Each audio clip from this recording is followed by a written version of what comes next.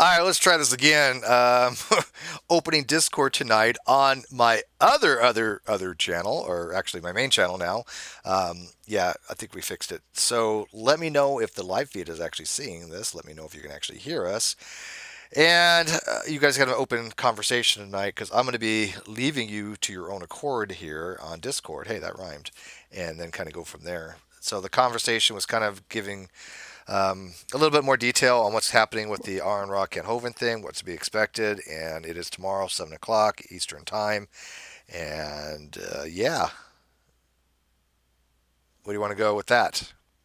Oh, people are telling me they can see it and they can hear it. That's good. Yay for seeing and hearing things. So they're not deaf and blind. Yay. That's fascinating. Yeah. How much more of the population isn't deaf and blind?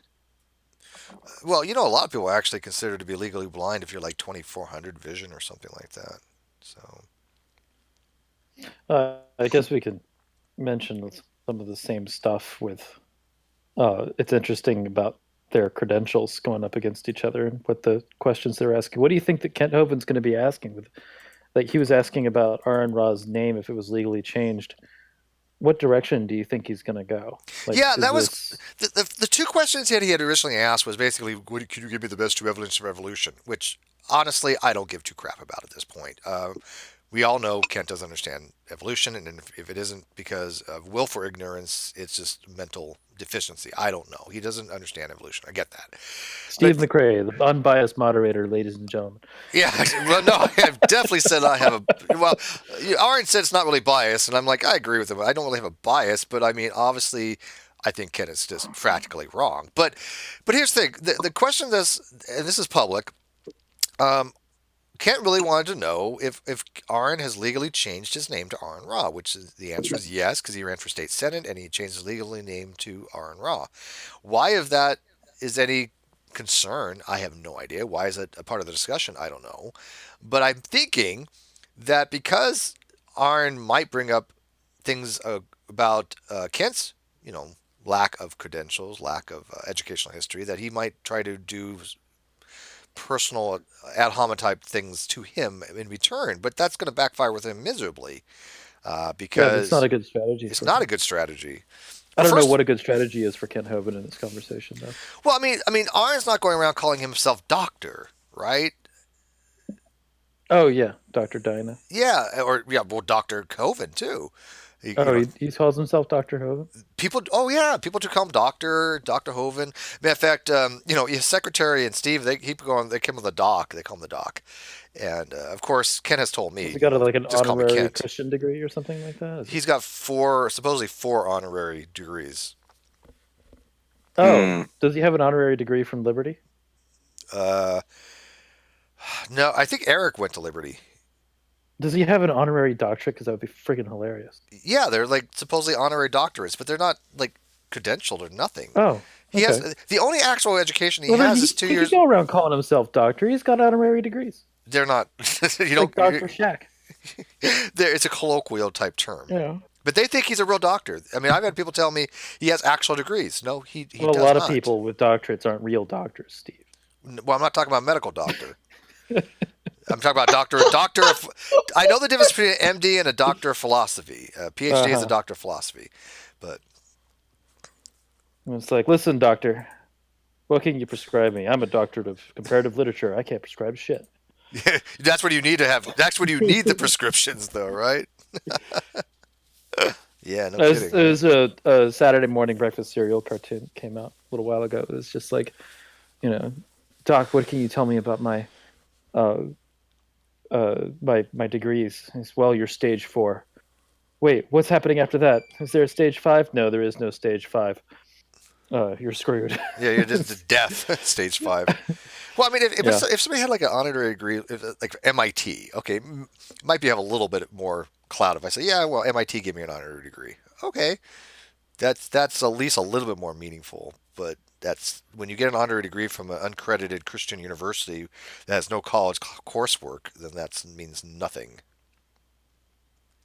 I love how when you go to Kent Hovind's Wikipedia page, his picture is his mugshot. Let's see. Yeah, I don't think I had asked Kyle if that if that picture in the promo we had for the event was his mugshot, but he's sure me it wasn't. So All right. Graduated from East Peoria Community High School. He entered an accredited Illinois Central College. yeah, he had 2 years of Then community college. transferred to Midwestern Baptist College in 1972, attaining a Bachelor of Religious Education in 1974. Unaccredited. And that he received a master's degree and doctorate in Christian education through Unaccredited. correspondence from Patriot University in Colorado Springs, Colorado. Which has no accredited coursework. Yeah, the picture of Patriot University is notorious from Thunderfoot. Having a website called Dr. Dino has provoked some academics to look closely at how Hovind presents his education and credentials. All of his known degrees are from unaccredited institutions. He has no training in paleontology. Barbara Forrest, a professor of philosophy and expert on the history of creationism and an activist in the creation evolution controversy, wrote that Hovind's lack of training makes for academic discussion impossible. And it said that his understanding of historical and scientific research is deficient. Patriot University is a diploma mill. Karen Bartlett, Bartelt, an organic chemistry professor who debated Hovind, examined Hovind's dissertation and found it incomplete. Found it is incomplete, contains numerous spelling errors, lacks references, and shows flawed reasoning, and states that it cannot present any original research. Well, there's nothing about honorary degrees. That's what I was looking for. Yeah, no, I don't know where he got these honorary degrees from, so he just says he has. But anyway, Bacon Bone says hi to you. Hello, Bacon Bone. Bacon Bone. Kent Hovind. And we have a new person in the community, the Valiant Astrophysicist. And I don't know what his actual thing is in astrophysics. So WikiLeaks has his dissertation. Yeah, it's hilarious. Oh, so the Valiant Astrophysicist doesn't have a degree yet, but he's working on one. Who doesn't? The Valiant Astrophysicist. He wants to be an astrophysicist as soon as he graduates high school. Yeah, I wanted to be an astrophysicist in high school too. Then I realized, oh shit, this is hard. And no, I went into nuclear stuff instead. Instead, you became an asshole physicist. Well, yeah, but that's easy, right? It doesn't take you that much work to be an asshole. I mean, look at you, Seth. Holy shit, you got a PhD in assholeness. How much work did you put into that? Oh, actually, a lot. We call him Dr. Asshole. Dr. Asshole. Maybe I was born this way. Did you come out of the womb trash talking with your blue SETI mic, Yeti, whatever the hell mic you've got? Really, it's proctology, but you know. I got mic envy. I wasn't born. I was shat. So, did you watch that debacle today, Seth? I haven't watched much of anything, so probably not. But I'm not sure what you're talking about. The Aron Ra Kent Hovind thing. Oh no, I haven't. I want to see that though. That has been rescheduled for tomorrow. But I got to tell you, it was a great hangout. It was very enjoyable. We had almost 500 people live watching. I think we did a tremendous job pulling it out of our ass for what the problems we were having, and then with Kent not being able to get on Skype and having to redo everything to get on a hangout instead. I'm very, very proud of all the work that went into that, all the people that were supporting it, all the people that were sharing it. It was a pain in the ass. And so hopefully tomorrow, then I can stream from my own computer here, and we won't have the technical difficulties involved, and we'll get Ken in 2 hours early if we have to. So tomorrow it is 7 p.m. Eastern Standard Time, 4 o'clock Pacific, which is midnight UK. Did you see the new Darwin's Greatest Hits video? Dude, I see his videos 10 seconds after they come out, sometimes even before. Are you talking about the Game of Debates one? Yeah. King of the North. You're roboting. Thanks, JJ. Fix your mic. Thanks for fix your mic. Seth, you're talking about the Game of Debates. Yeah, that was brilliant. Yes. That was that thing absolutely was brilliant. fucking funny as shit. That's the reason why, if you look on the side, on the member list, Steve McRae is now the White Wolf. But it's not purple. Can you make it purple? No, it's white. But it's not white. It's gray. I don't care. Do you not know the difference between white and gray? Do we know? Yes. Do we need to go over color schemes? Can't you make Yeah, it but if it's white, you're like you're somebody who just showed up. And It is not making white. the same color as a wolf's fur. Dude, that is not white. Do you need me to get Dionysus or Iron Nation in here to show you what No, white is? No. I know what. Make Oh it God. white. JJ, your mic sucks, bro. Yeah, Mike is terrible. Mike. You're overpowered, you're clipping, and you're modulating. Yeah, I'm gonna have to remove you from the stream if you keep having a shit mic. I'm just gonna tell you. Let's Admin. see. Oh, Steve, we're not friends on Discord. What is this bullshit? I don't know anybody. I don't know how to do anything on Discord. You're terrible. I know. I've tried to be friends with you for years now. I found messages We're going not back. friends. I found messages going back to when you started this from people I didn't even know tried to message me. Oh my God. I'm not kidding. They probably thought I was ignoring them. So Probably true. All right, custom color. We're gonna make you white as a sheet. yeah, There we go. make it white at least. No, not my name, dipshit. The title. Oh, that is how you do. Is it? That's the reason. Yeah, it changes the color of your name. That's the reason why I was like, Oh, I get you. Oh, I understand now. Okay, well, I still like that. What you you want to just go back to gray then? No. I like what you just did. Okay. Keep that. At least it's white. Steve McRae, the snowman, I still the think White Wolf, purple's King better. of the North. But purple's better because purple's like royalty and shit, Oh, yeah. and it stands out more. But I don't know. You know what? We can, Your we can make Discord, you the purple dude, White Wolf. my Discord, your rules, make it happen. Whatever you want. I'm just gonna make you purple so that you stop whining. People are like bitching over fucking colors. Yeah, exactly. That's what it's degraded Steve into. is such a fucking prissy, little demanding, narcissistic. You see, it's everything they say. And so Ocean makes it pink. You wow. Wow, I didn't okay. make it Think pink. it's pink? That's purple. I'm kidding. They don't know on the outside. They can't see it. I'll make it pink. I know you will. Make it pink. You like it pink? Do you like pink, Ocean? Pink is the manliest color. Anyways, so if you guys got questions on the whole Aron thing, ask me now. I'll fill you in. Well, I mean, how do you think it's going to go? What's your it's going to get bloody real fast. It's not going to. It's going to devolve from evolution into hey, can't. Why are you a snake oil salesman? Why are you a con man? Let me explain to you this, and this, and they show all the things that you've done over the last couple decades. Do you think it's going to be a clash of the titans? Do you think they're going to yell at each other, or is it going to be a? No, I don't think they're going to be yelling, but I think it's going to get very personal very quickly, and I think Kent wants it to get. Are you going to have to separate them? Like, what's your mod approach going to be to that? Because this is. I don't have a mod approach to it. I told Aron and him, I'm just going to let it flow, man. Unless they ask me. Aron has a reputation for going personal pretty quickly. Not unprofessionally personal, but like, hey, you said this, but later you recanted. So when you repeated this, that's a lie. That's Aron said he's not going to make it, like some kind of. Not going to talk trash on his mom. Yeah. He's not going to make it, unprofessional. Aron is a very professional guy, and he wants to have a very, above board thing, but he's going to be blunt. That's what I think is going to happen. Okay. Some speculation going on here. Seth, what do you think is going to happen? You think it's going to be pretty civil?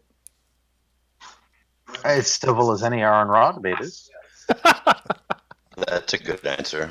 I've heard Aron Ra be pretty abrasive. I mean, he's been abrasive with me. He's blocked me on Twitter, so. I was there. There's a lot I like about Aron Ra, but obviously he's not the best. Yeah, he did block you on Twitter, didn't he? Yeah, he did. What happened there? Why did he block you on Twitter? There was a conversation he was having with Steve about the definition of atheism, and I chimed in a couple of times, and he provided me with. He told me that if I wanted a definition of gods, that he referenced Neil Gaiman, and he referenced Neil Gaiman as like a scholarly source, and I was like, what? What the fuck are you doing? Neil knows his shit. No, he he's referenced a good American author, Gods. Yeah, he's a great author, yeah, but he's not. Love that series, by the way. He was referencing Neil Gaiman as from American Gods. I was gonna say, did he write American Gods? Yeah. Yeah. Do you watch that series? Christ. No, he was referencing American Gods as like the scholarly research. Right. Yeah, that's pretty terrible. That's not. It's like, no, Aaron, you can't do that. And then he was saying there was some discussion about like you should have referenced an anime for their definition of God. Some anime references. That's Dragon Ball Z. Yeah, God is and according to Dragon Ball Z, you're wrong. So let's talk. Is it over 9,000? You see, Goku isn't an anthropomorphic immortal in Dragon Ball Super. Yeah, Goku. Yeah, okay. Inuyasha. Kagami. I'm just saying. I'd like to hear. JJ, you're killing me, JJ. Yeah, JJ. It's bad. It's a signal. And you're too loud. Your gain is too high. And your signal sucks. Yeah, sorry, dude.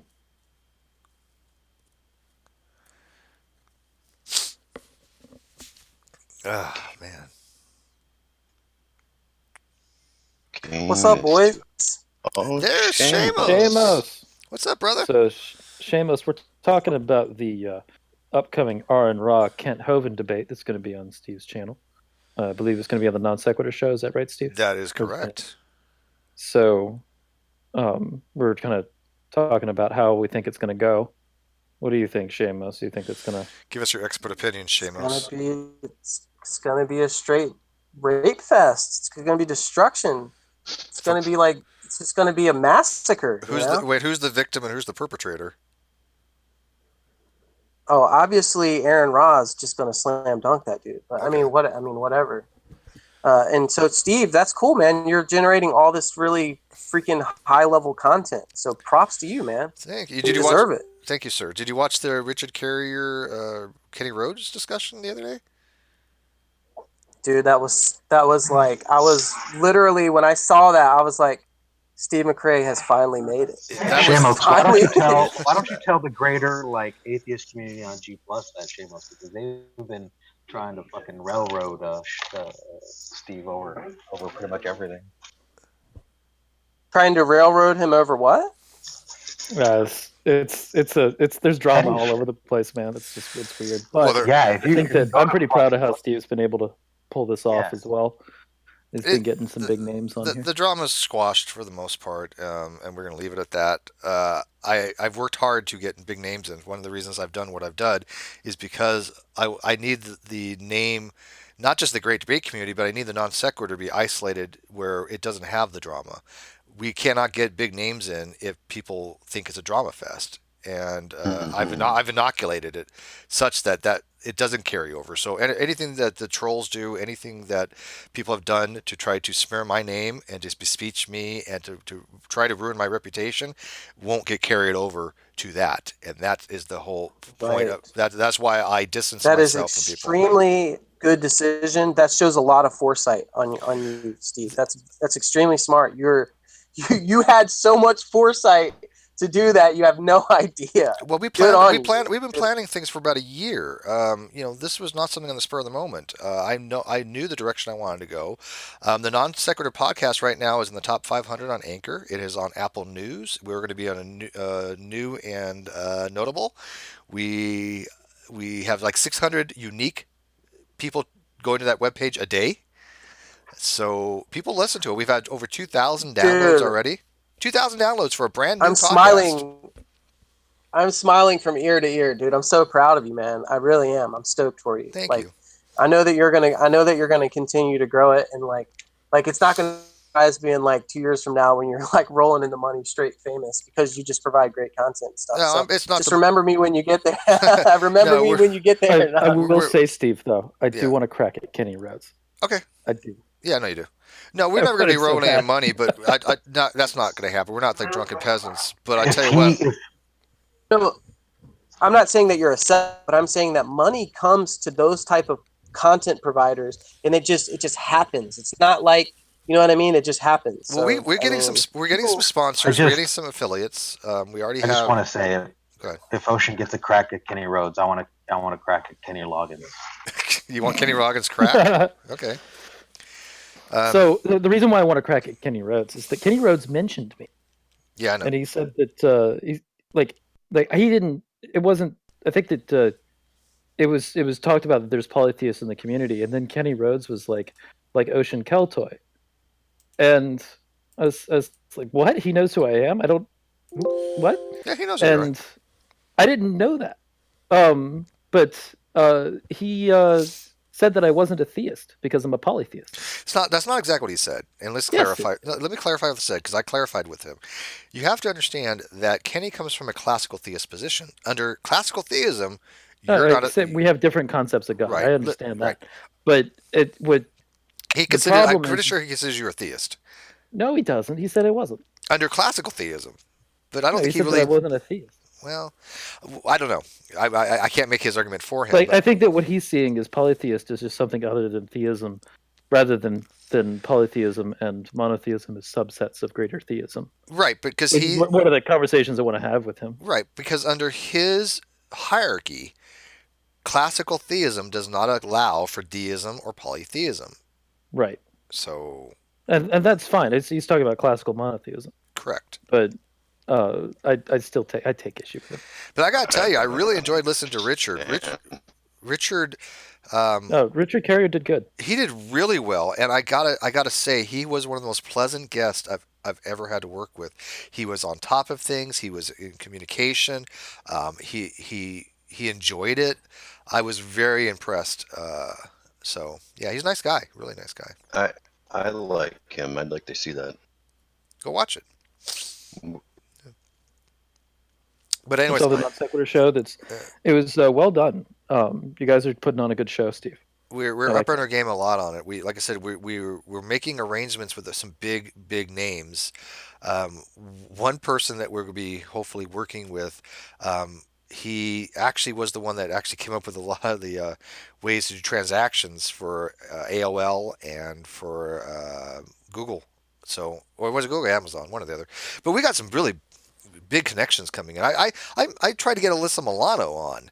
I couldn't get her, but I got somebody that she's promoting on, and that person, these two kids, are doing this huge thing on Twitter on gun control, and Alyssa Milano is supporting them, and I'm getting them both on, and hopefully maybe I can get her on at the same time. We're going for big names. We're not strictly going for YouTubers anymore. I'm going for A-listers and celebrities, and we are reaching out to a lot of people, and we're making some progress. So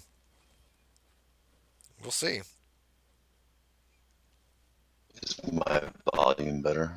Yeah, but you're still roboting. Where does Seamus go? Seamus? He's in and out. Oh, okay.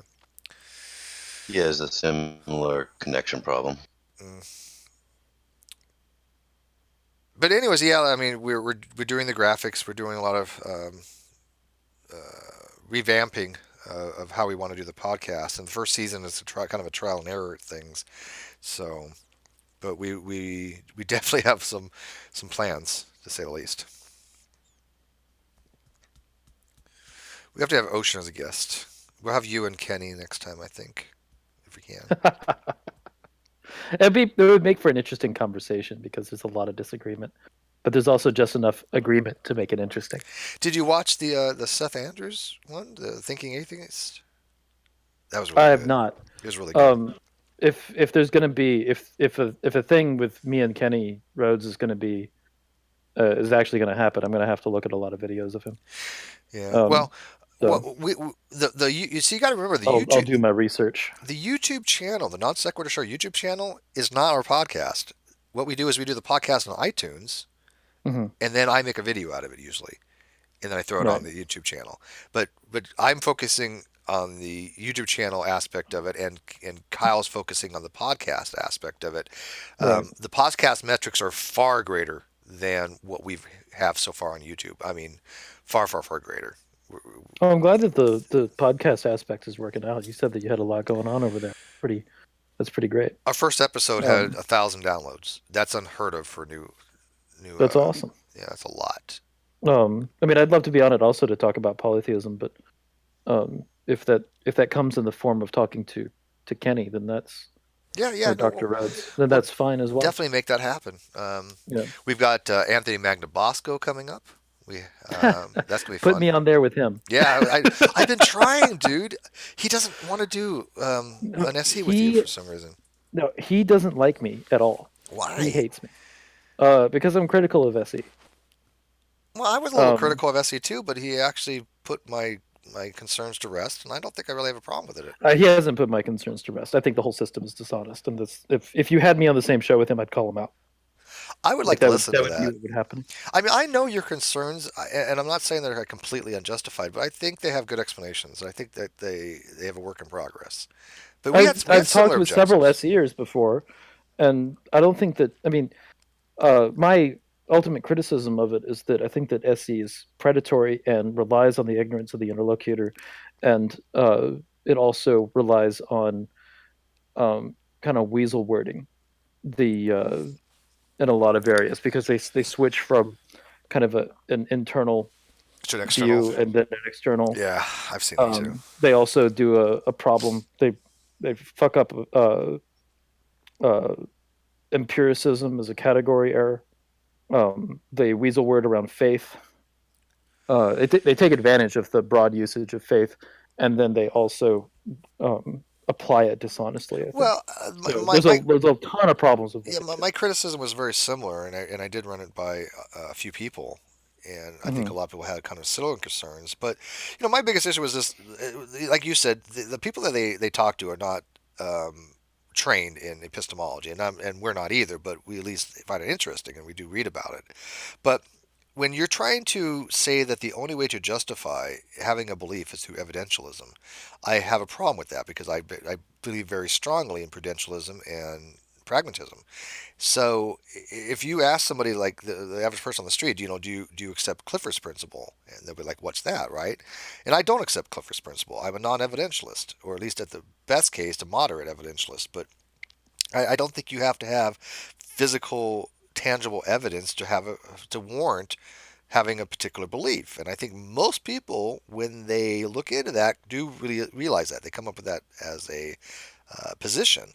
But they rely very heavily on it. If you cannot experiment on it, then it doesn't exist. Matter of fact, Ocean, that conversation with Aron, the one he blocked you on, it wasn't really on the definition of God. That's not what the topic was. The topic was really more, he was saying that in order to have a belief, you have to be able to basically test it.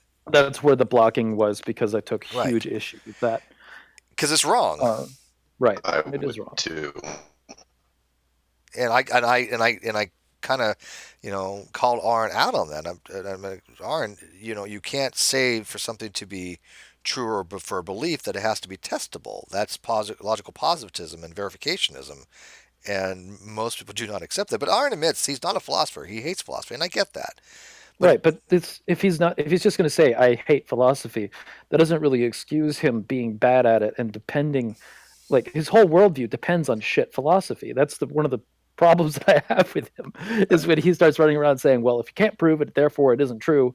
And it's like, okay, so if you hate philosophy, then why are you running around making a philosophical claim? I know. That's kind of what I said too. He's touting a position that is a philosophy position, yes, and absolutely. He's making it his bedrock. Yeah, it's verificationism. And it's a bad bedrock.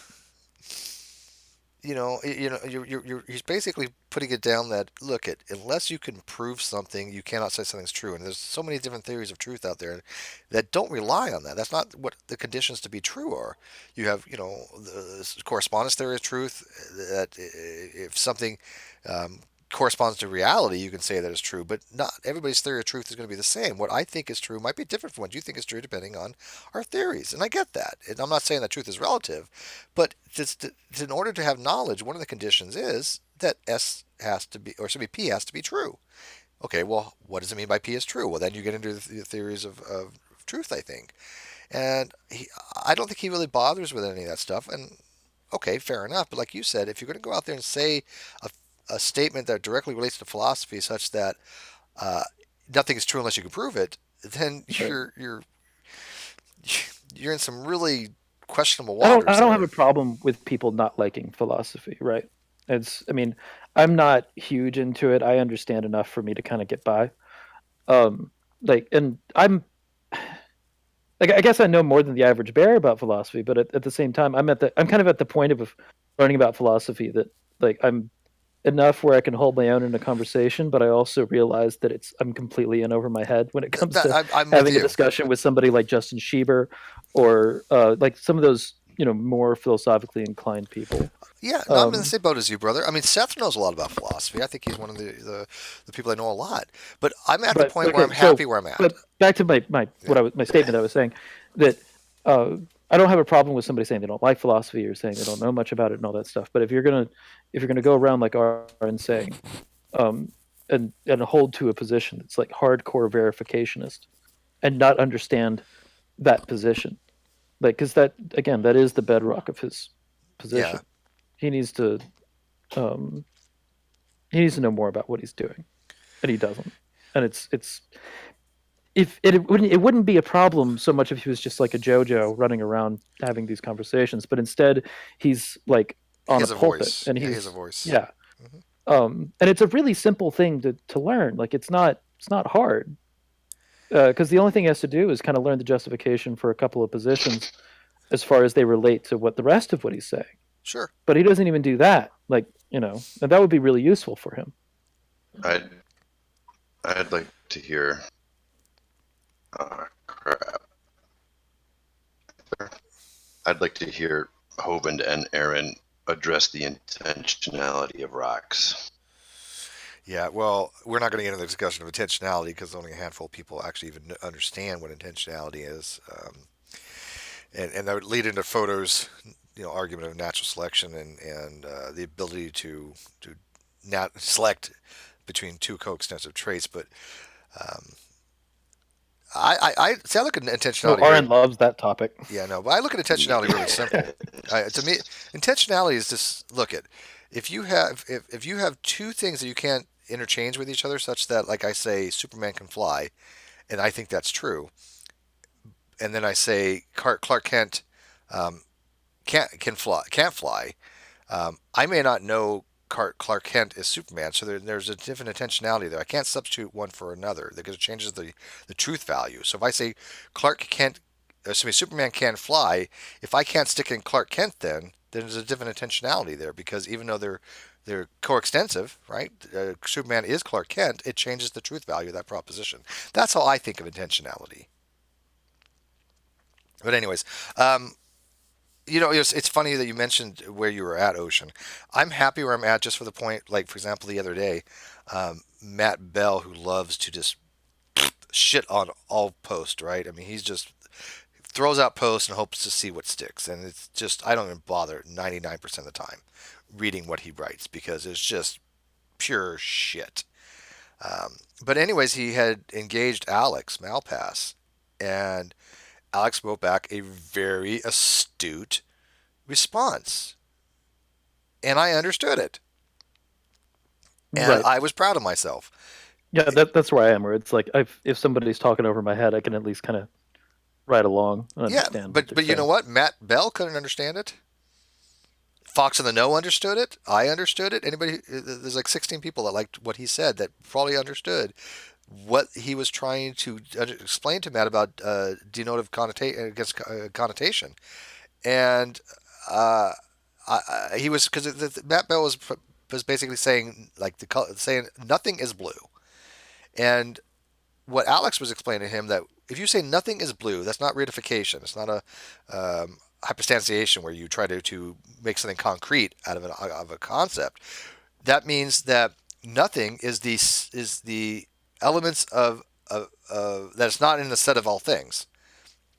And what Matt is trying to do is make nothing into an object. Nothing is blue. He's saying that you're making nothing into an object predicate, that now nothing is blue. That's reification. And no, that is not the denotive way you look at an expression. That's what Alex is trying to explain to him. If I say nothing is blue, he means if you have the set of all things, in that set of all things, none of the elements are blue.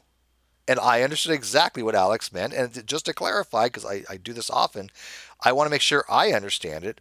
I repeat it in a way that I think I understand it, and then I ask if this is the way it is. And if they say no, then I try to fix it. If they say yes, then I think, okay, I got a decent understanding of this.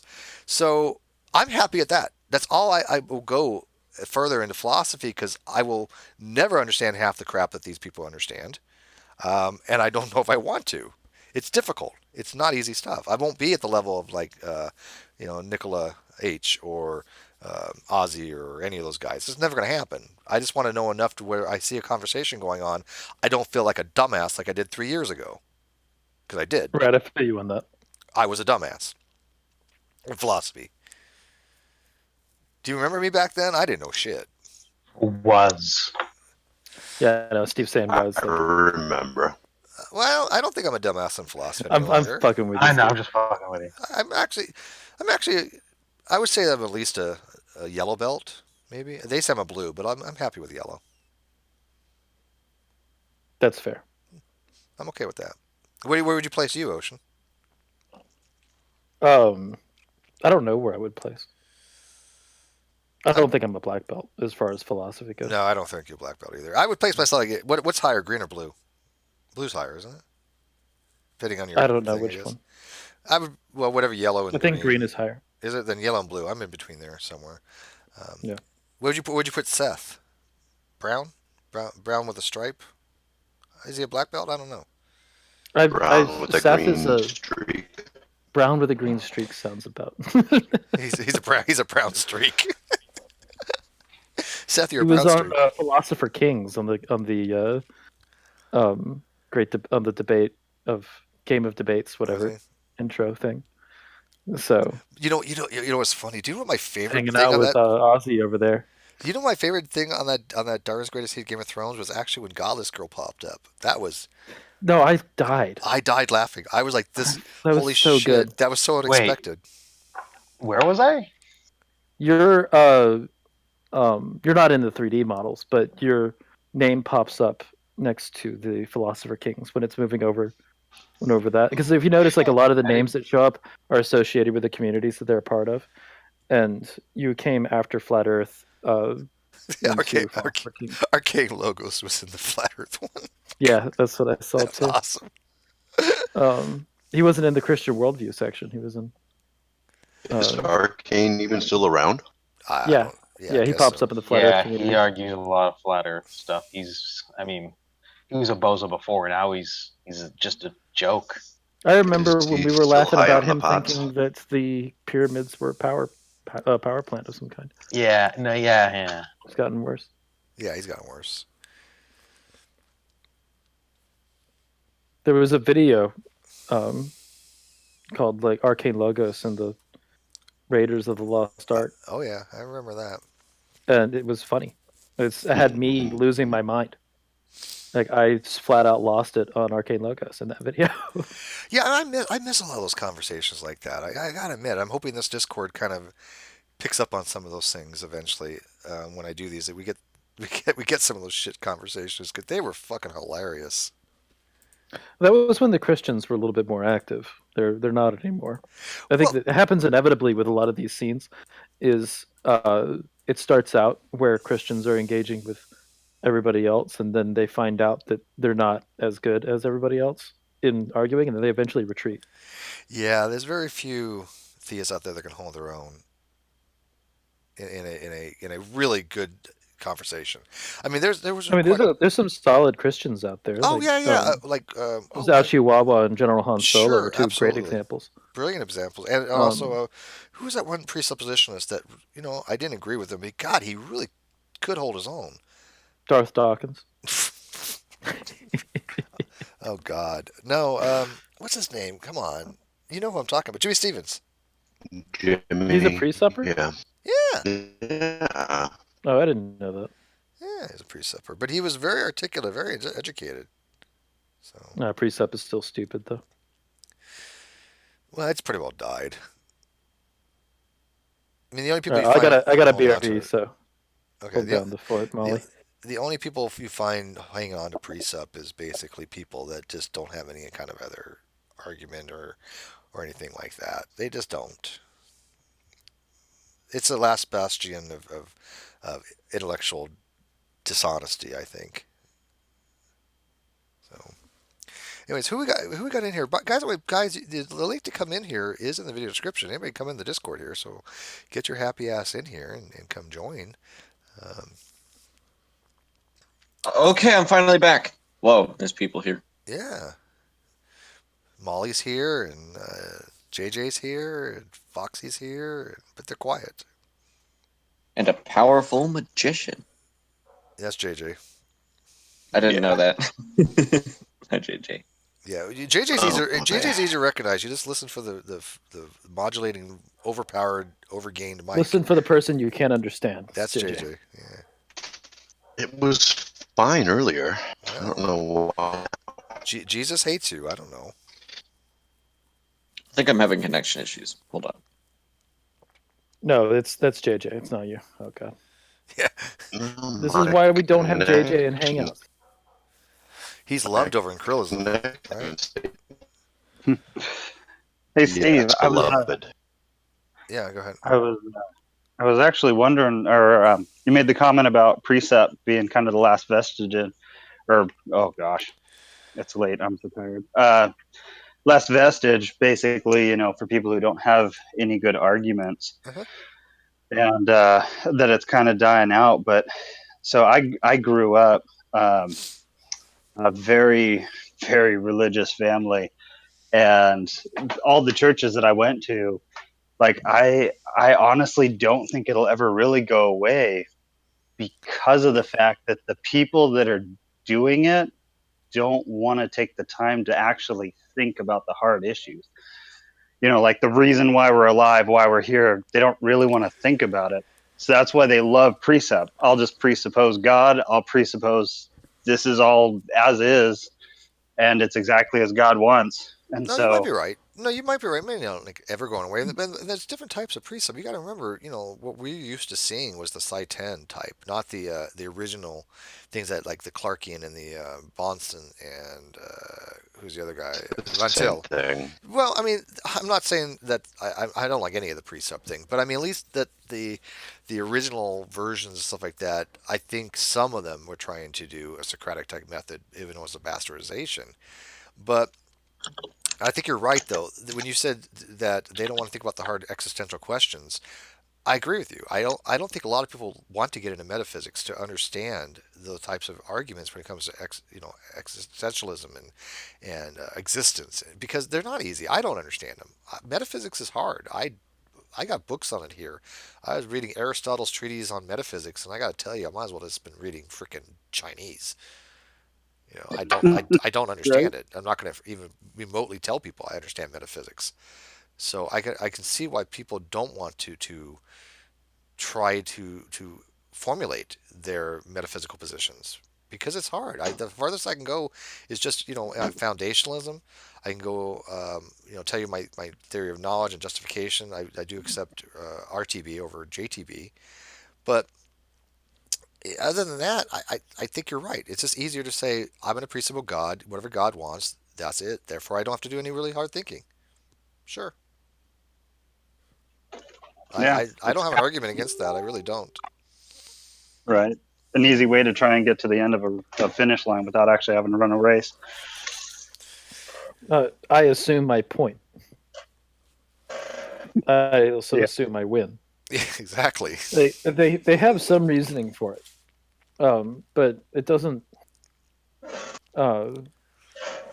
There's like, what is it? It's kind of akin to the teleological, but the teleological has justifications, whereas presuppositionalism is just Yeah, well, so does Reformed epistemology. And then it's like it's the philosophical equivalent of turning over the chessboard. Yeah, no, You know. I get if somebody takes a teleological approach, I'm okay with that. All right, I take a teleonomic, and that's just because I want to keep it within the bounds of methodological naturalism, and I think teleonomic allows you to do that. But teleology, you can step outside that. I don't find a reason to bring in teleology. However, I don't think bringing in teleology is disingenuous as it is bringing in precept. Would that make kind of a sense to you there, Ocean? Yeah, and Okay. I think that when I say that it has similarities to it, it's just I'm giving that the teleological has a better foundation because it's an argument, Yes. whereas Not an presuppositionalism assumption. is just an assertion. It's just an assertion. Yeah. And because there isn't a justification necessarily as to why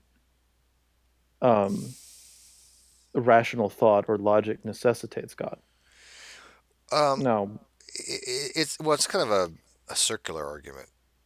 of course, So it's necessitated because it wouldn't be able to exist without God. Well, why wouldn't it be able to exist without God? Well, because God. well, it's kind of like the ontological is the same way in some ways. I thought about this the other day. Oh, I hate the ontological argument. So Michael laughed at me when I told him. He said that this is like the most ocean thing that he's ever heard. But I was in college and I took a philosophy of religion class, and I dropped I was in the class for a little while, but what happened was I was in the class for 2 days. I read the ontological argument, and then I dropped the class. I was like, that's stupid. Well, it kind of if you think about this, okay, let's work through this, and I could be way off on this, but let's work through this because it seems self-refuting to the theist to use an ontological argument. Because if you say something like, and I can't stand when Matt keeps bringing up the kalam because he thinks that like the kalam is the end all. Even though he's got like 250 variations. I think the kalam is good, but I don't think it's an end all be all. It's Column. the kalam is logically Column, sound, yeah. logically valid, but I mean I don't accept the premises. But The column says the column. You got me saying it. Kalam. JJ. But the kalam gets you to the point of being able to say that you can be a theist and be rational very easily. Like it's simple, it's straightforward, it's easy to understand. I wouldn't argue about that. What I would argue is say, look, if you want to argue that everything that exists has a beginning, right, and the universe had a beginning, therefore, how does it go? If everything that exists has a cause, anything that began to exist has a cause. The universe began to exist, therefore the universe has a cause, right? Okay, well let's apply that to God. If you think God exists, that if God exists and God had a beginning, and anything that had a beginning has a cause, therefore God had a cause. But God is the uncaused cause. He's the unmoved mover. That's special pleading at that point. It's defeating your own purpose of using the ontological it's not argument. It's not special pleading. I don't think it violates your own argument. It is special pleading. How is it not special pleading? You're You arguing one just thing. claim that God is the only thing that doesn't have a cause. Yeah, you're saying that. Yeah, you're literally saying the argument that everything that has a beginning has a cause, except for God. No, it's saying that it's necessary that there is something that doesn't have this aspect, and that which would not have that aspect would be God. So it's not special pleading; it's coming to a conclusion about it. Yeah, this is like saying, I mean, like the contingency argument, right? This is saying that, look, if everything that we come in contact is contingent, there must be one non-contingent thing, and they're just going to say, okay, that thing's God. That's going to place a God there. Okay, yeah, you might be right. I think well, I think hang on. I think the original ontological didn't throw in that beginning for that reason. It was just the ontological is not what we're discussing here. We're discussing the kalam. The ontological. The kalam is a type of cosmological argument, right? It's an ontology, but it's not the ontological argument. Yeah. So the ontological argument is that you can imagine something so great that that's right. I was has to exist, right? Right. I was giving you the cosmological, not the ontological. Ontological is a maximum greatness argument. That's right. That's the argument that when I read it, the ontological argument was like, if you can imagine something that's really this great, then that thing it necessitates that must exist in some form. That's what I was just like, no, this is stupid, and I dropped the class. But the kalam doesn't do that. I think that the kalam is a much stronger argument. But think about it like this, Steve. Right? Yeah, we realize that all life has to come from life, right? In a biological sense, evolution makes sense. Life comes from life, but we recognize that there at one point there wasn't life, right? So there must have been some first life form that that didn't come from life, right? We call that abiogenesis, right? That's not special pleading for abiogenesis of the first cell. That's just a conclusion we make about how life must have arisen. Right. Yeah, but we're not making a logical argument though for that. That's fine. No, In that that is a particular case. logical argument. No. If you make Abiogenesis is no, absolutely a logical argument. no. If you make a logical argument saying all life comes from non-life, and then you give an exception for that, that's special pleading. But we're not saying. I'm not saying all life comes from life. I say in our observation of life, life begets life, biogenesis. However, we can account for exceptions for that, but we're not making a structured syllogistic argument. So I don't think that's special So how pleading do you Right, but come the to the whatsoever. structure conclusion about syllogistic argument abiogenesis? doesn't say that everything that exists has a cause. It says that everything that begins Yeah. to exist has a Well, then cause. that's what I was saying. The original argument, if I remember correctly, Seth, didn't have that beginning, and that's when the reason they threw in that beginning because then they could say, "Oh, God doesn't have a Well, beginning, therefore he's I not mean, so special they pleading." fixed the wording. Yeah, The idea is still sound. perhaps. Perhaps I don't know. Well, let's get Matt Bell in here, and he can set us straight, right? And by the way, somebody points out biogenesis is not even a law. There is the law of biogenesis is not a real No, law. but the abiogenesis is a logical conclusion. It's not a law. It, It's just it's just an it makes observation sense. that It some makes as sense that we it's a observe logical life. conclusion But the law, about what hang on, the law of about where life biogenesis would have was only originated. supposed to invalidate spontaneous generation. That's all it really was for. We don't see adult things coming into existence. That's what spontaneous generation was, and the law of biogenesis basically says no, we don't have things popping into existence fully formed. Right, but we don't have a law of abiogenesis, is what you're saying, right? No, there's We no have a way. law of biogenesis. But it's not But really a law. the It's a well, misnomer. I mean, theory, whatever. But um, the point is that there's, as Seth was saying, that logically you would figure that at some point along the line of evolution, you go Sure. from non-life to life, Yes. which would be a biogenesis, which would violate biogenesis. So, No, it doesn't. Biogenesis says that life doesn't appear fully formed. It doesn't mean life from it doesn't like it doesn't mean that we don't believe that life came from non-life. Biogenesis says life does not have produced in spontaneous generation. Big difference. Huge difference. But people are asking for the oh, I link. see what you're saying. Yeah, the link Okay. the link is in the video description. The Discord chat's out there. What? Well, people don't know how to get into the Discord. Oh, Yeah. oh yeah. If you want to join, it's not in the video description. You suck, Steve. I didn't put it in I didn't? No, you didn't. Get out. Really? No, you gotta. It's automatic. I have all my It's got this video description literally has nothing in it. Oh, you know what? Okay, because I remember I changed it over and shit. Steve, you're fucking up tonight. I am. I wanted to go to bed an hour ago. There we go. I'm gonna create a link. I'm gonna put it in the. All right. While you do that, I'll put the links in the video description here. This link is good for 30 minutes, guys. So click it. Of course, I don't like putting links in the video description because it demonetizes me right freaking away. Go for it. I don't know what word demonetizes me, but half the time I get demonetized. All right, links are going into the video description right now. All you gotta do is refresh, saved, go. All right, there you go. Come on in, guys. All right.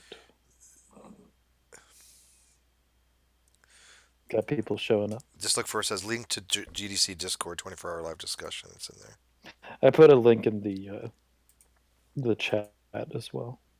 I'm gonna refresh, see if it showed up. All right, guys. Cool. Well, I'm gonna probably head to bed. The last, if I can throw one in there, one last thing. Whenever I think of preceptors and whenever I listen into them debate, especially Matt Slick, it reminds me of the old joke of playing chess with a pigeon.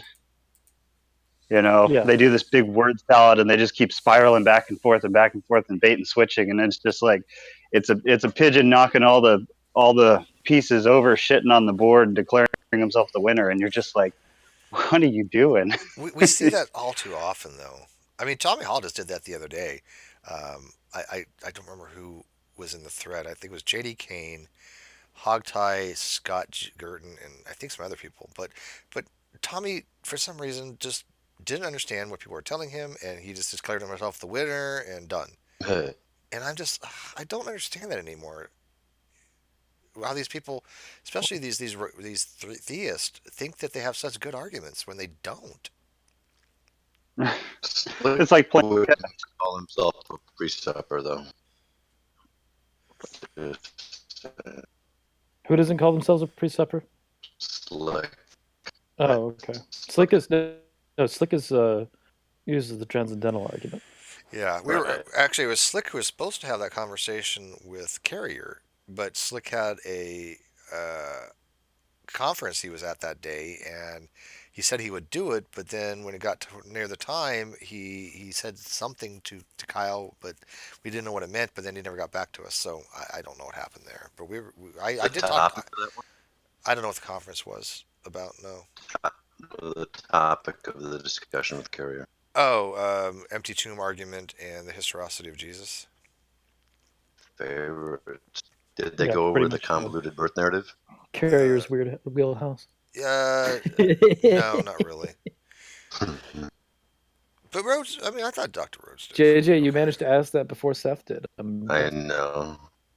That's slacking. I'll get Slick back in though. Yeah, he loves the theological arguments, doesn't he? Oh, Slick is teleological and the transcendental. Yeah, transcendental. Oh my God, you can't account for laws of logic. Oh my God. It's they all have one they latch on. Atheism is the answer. I don't have enough faith to be an atheist. Oh, it's like we got somebody in here, so I'm going to go to the arena and check it out. Do we need to drag somebody in here?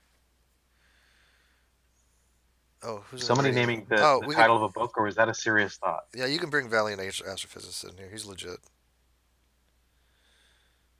Oh, he can't hear me. He went to another room. One sec.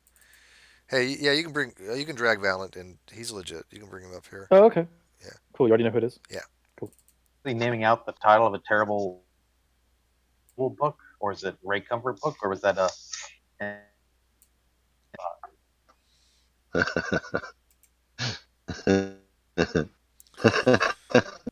Does sound like the Lee Strobel book. Oh, I almost got it in a thing with. It is a Lee Strobel book. Is it? I tried getting into a war with Ray Comfort the other day, but he didn't bite. Ray is. I don't know if he actually is just that stupid, or he just throws hand grenades out there and see if anybody jumps on. Sorry, I was wrong. It's a Frank Turek book. Oh, he was supposed to be on last month too, but he had to cancel. He's boring. I watched him and Alex go at it, Cosmic Skeptic, and I think Alex just wrecked him.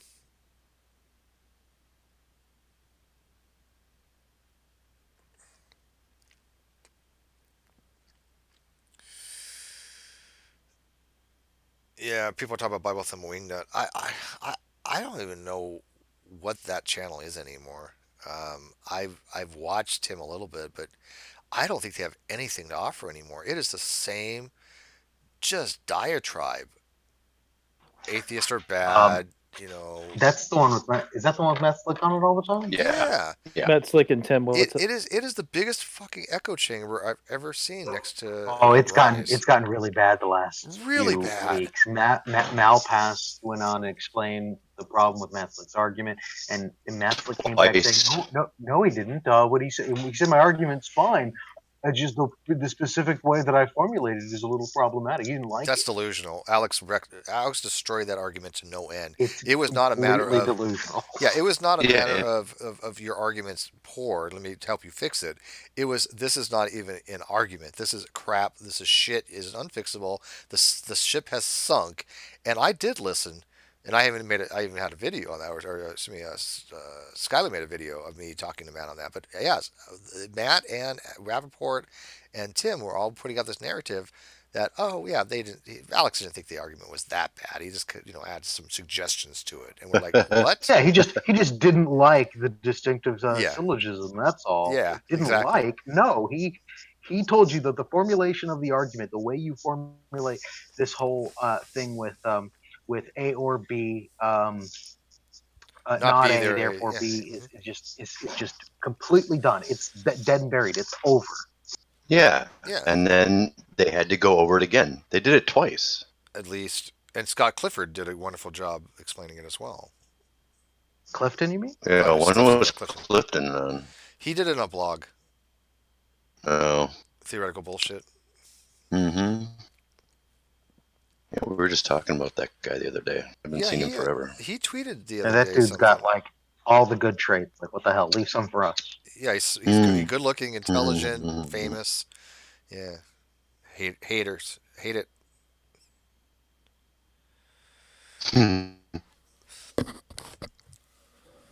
Oh well, what are you going to do? I think the overall quality though of the theists have gone down tremendously, and it only is recently. Like I was watching. I hate to say it, but I was actually watching a G-Man thing the other day when they had Faithful to God and Surreal on, and I've known Surreal for some time. He's a really nice guy. Well, Scott Clifton has proved that there's no God, because there's no way somebody could be like All that a soap model hunk and like smart. a world-class philosopher. Yeah, no shit, right? But anyways, Faithful to God, I gotta admit, would sound like a very stand-up kind of guy. But he gave props to General Han Solo. He and even G-Con even recognized that he may have been too tough on General. He's like, General is a good theist. That's what I want to see, theists like that, Ochiwawa and those guys, because I think the caliber of theists have gone down tremendously. You guys don't see that, or have they just left, or what? What's the deal? Yeah, I mean, a lot of the ones that are even halfway decent have become really kind of poison for the community, right? What's that? Aaron Voluntarist is like an alt-right like racist now. He's nuts. Yeah, he started off okay though, but he seemed to go off the deep end. Is that what happens? Do you think they kind of have this slippery slope into just nuttery? Yeah, I mean, when you surround yourself with those kind of people, I mean, It's like it's. Oh, I've reached I out mean, to. one of the putting a major plastic news boat in the sources toilet. for that group. One of the major news sources for that group is Infowars. I Yeah. mean, where do you think it's going to go?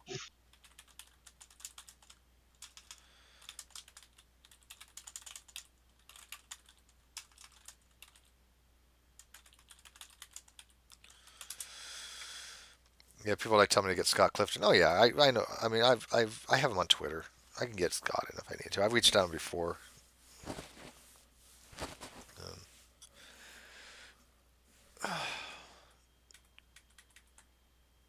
Why did it get all quiet? Now I'm scared. Hello? Can you hear me? It's all right. Oh, I'm muted. Yeah. Oh, okay. I don't know if it's on mine or yours half the time. Hey, Joy in the live chat.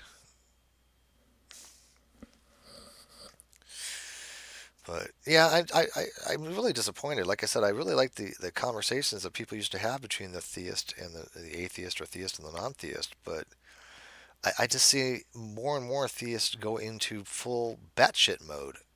And I don't understand the reason for that, because if you could convince somebody about your position, going full batshit is not the way to do it. People get turned off by that. I'm glad that Kenny didn't do that. Kenny Rhodes. Give him time. No, I'm just kidding. No, Kenny's straight up. I really like Kenny a lot. After a while, the decay sets in. But it does seem like, where we look at a lot of the Christians that have been around, a lot of them eventually just go ham. Well, I mean, and do you think it's a slippery slope? I mean, look like G-Man. He just got into like younger creationism, and then it seems to be toying around with flat Earth. See, I don't. G-Man just seems to be like a flat line of stupid for me. Like, what kind of stupid he accepts doesn't. I concur. I don't think that. I don't think there's anything new there. With some of them though, like Aaron. Aaron's one I'm surprised about. Aaron Voluntarist. He went full outright. Yeah, it's strange. I mean, he was a libertarian, so I guess a lot of libertarians have kind of drifted in that direction politically, but do you think posting a lot of anti-Semitic stuff helps people to your cause? I don't know how they think that's going to ever if win people to your favor. Is anti-Semitic, and you want to attract people that are anti-Semitic, then but you're not going to do it in the groups like you're not going to come into the Great Debate community and post anti Jewish stuff. It's not going to happen. Why bother? You're going to have it removed and you're going to get gone. Were those memes juicy? I didn't even see some of them. Most of them were from what I've been told. It went right over his head. God damn it! All right. Anyway. Thank you, memes. Juicy memes. Juicy. Yeah. What's a juicy meme? Juicy memes. Is that a sexual connotation or a Jewish connotation? Break up the consonants. Juicy. Oh. There you go. Oh. There you go. Who's a good boy? Click. Click.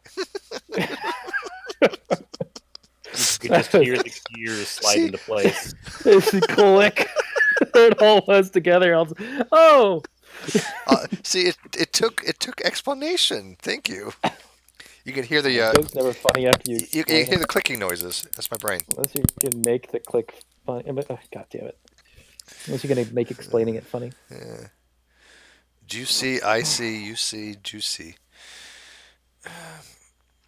Okay, people want to know if the Kent Hovind debate is still going to happen.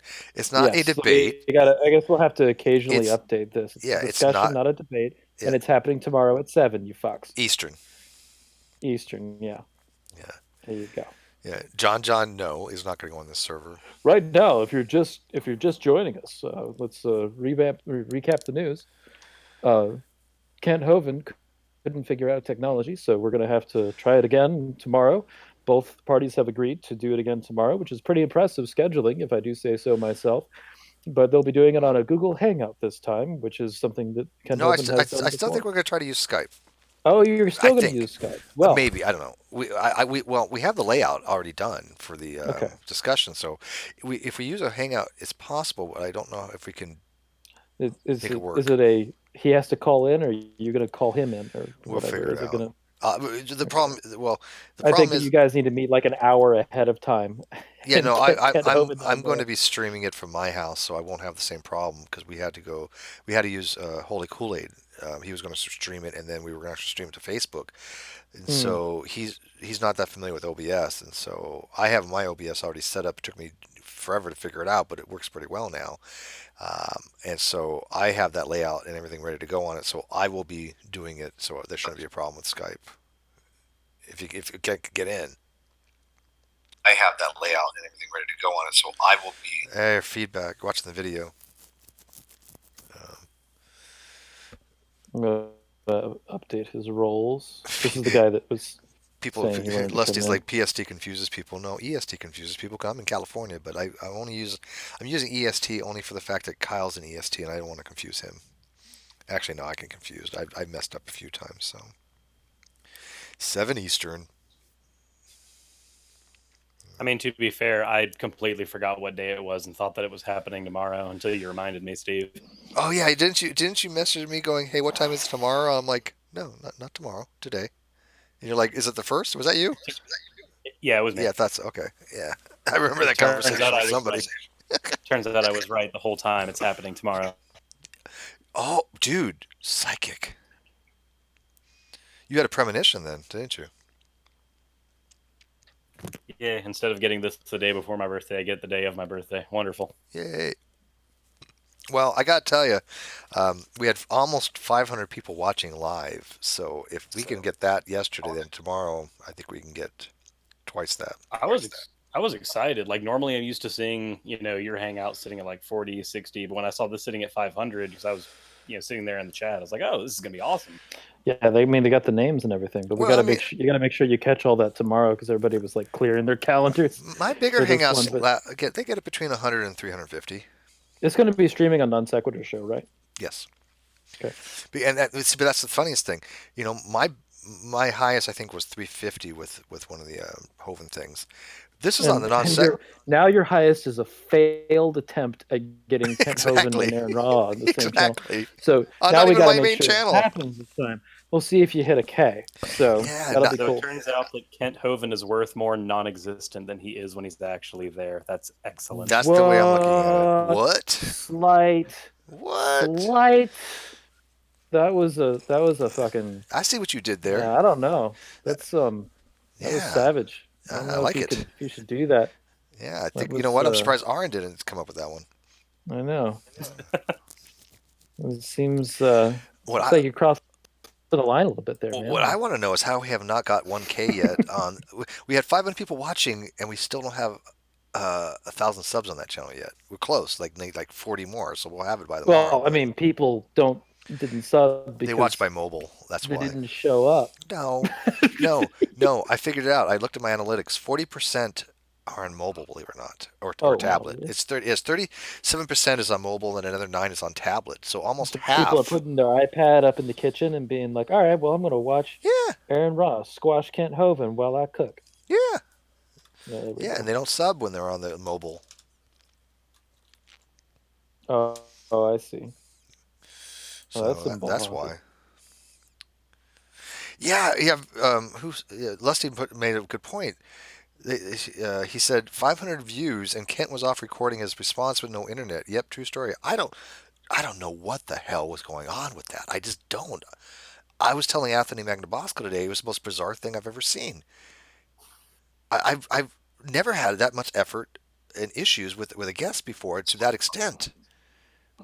When somebody says I'm in an area with no signal, and yet supposedly he's recording something. What? I don't get it. Are you saying there's a chance that Kent lied? Because I totally. No, Kent would never. Well, come on. He's the most honest person in the world, isn't he? I know. I mean, why would a person who thinks that the Earth is 7,000 years old be dishonest? I mean, please.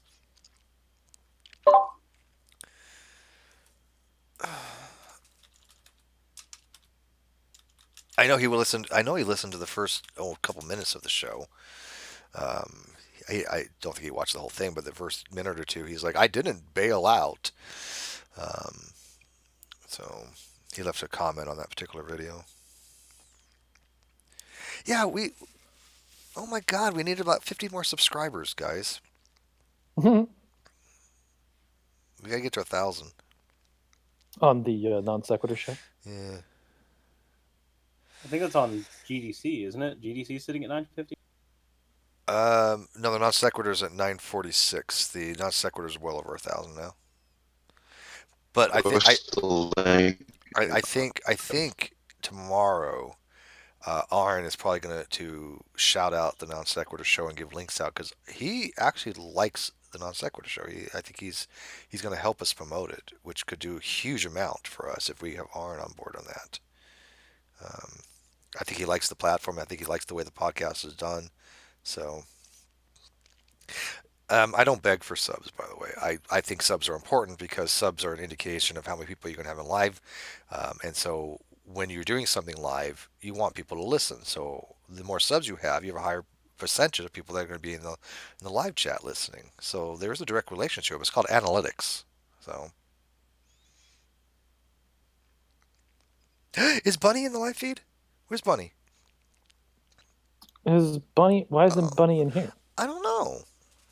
Bunny. I just see her there. Hi, Bunny. Bunny, get the fuck in here. Get the fuck in here, Bunny. What's wrong with you, Bunny? Get in here. Hop in here.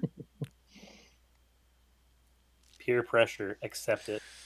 Yeah, we'll give Bunny some peer pressure. Didn't Billy Graham have a daughter named Bunny? Wait a minute. Oh, God. I'm like desperately trying to bounce between Seth is stepping bombs and cutting salmon while cats are trying to get at me.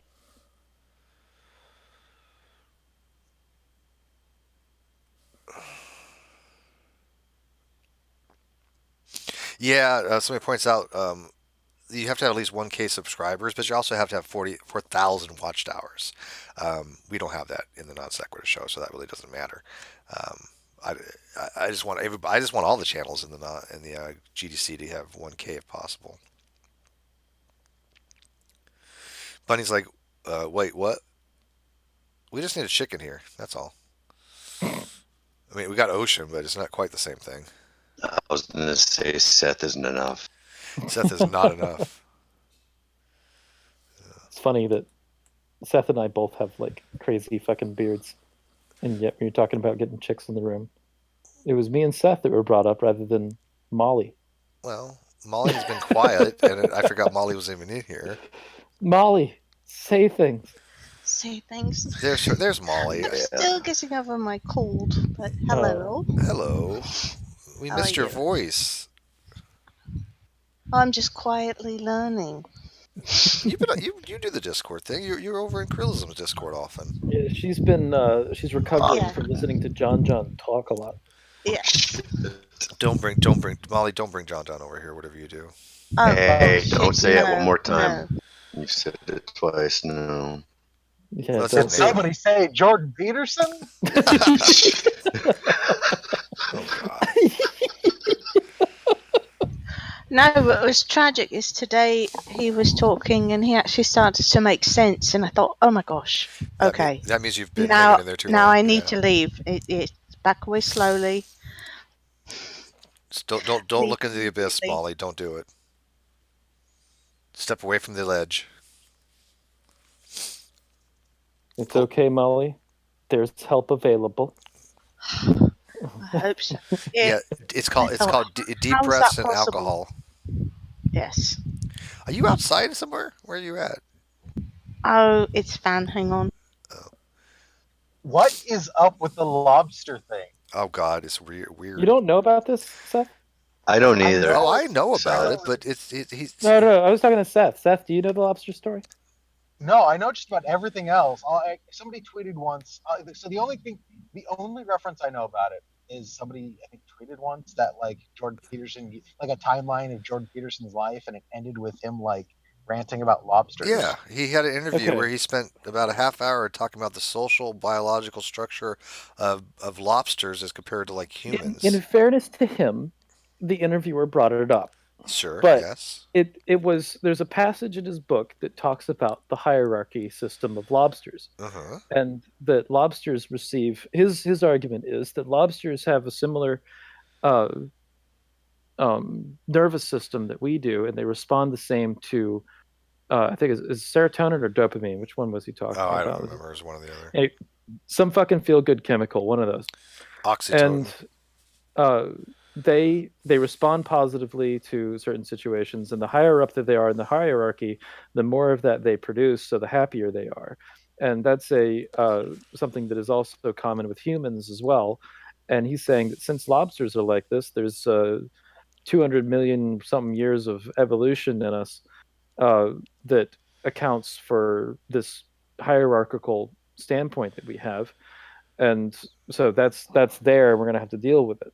So basically, we're just higher order lobsters that like to have hierarchy and being charged because it increases our serotonin and dopamine levels and makes us happy. Now, I don't know if he's suggesting, because the interviewer seemed to suggest that it's like, oh well, are you building an ought there? She didn't say it like that, but she was saying, so you're saying that we should act like lobsters, and he said no, but he tried to make the explanation that because it's there, that's something that we have to contend with. I'm not sure if he's saying that therefore hierarchy is good, but he's trying to say that it's part of our biology.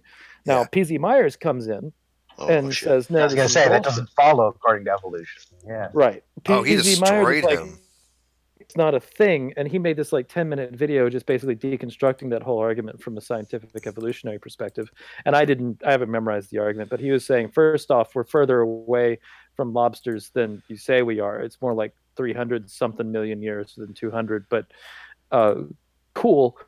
We'll move on from that, because I think that he was saying that the relationship goes back all the way to like the Cambrian era. Yeah, but it doesn't mean that our shared ancestor had that trait. Right, and that's the other thing. That's what PZ said. That PZ Myers does is he goes, it doesn't mean that trait was there. It doesn't mean that it's an ought. It doesn't. There's a whole lot of things that Jordan Peterson said that doesn't follow according to evolutionary biology.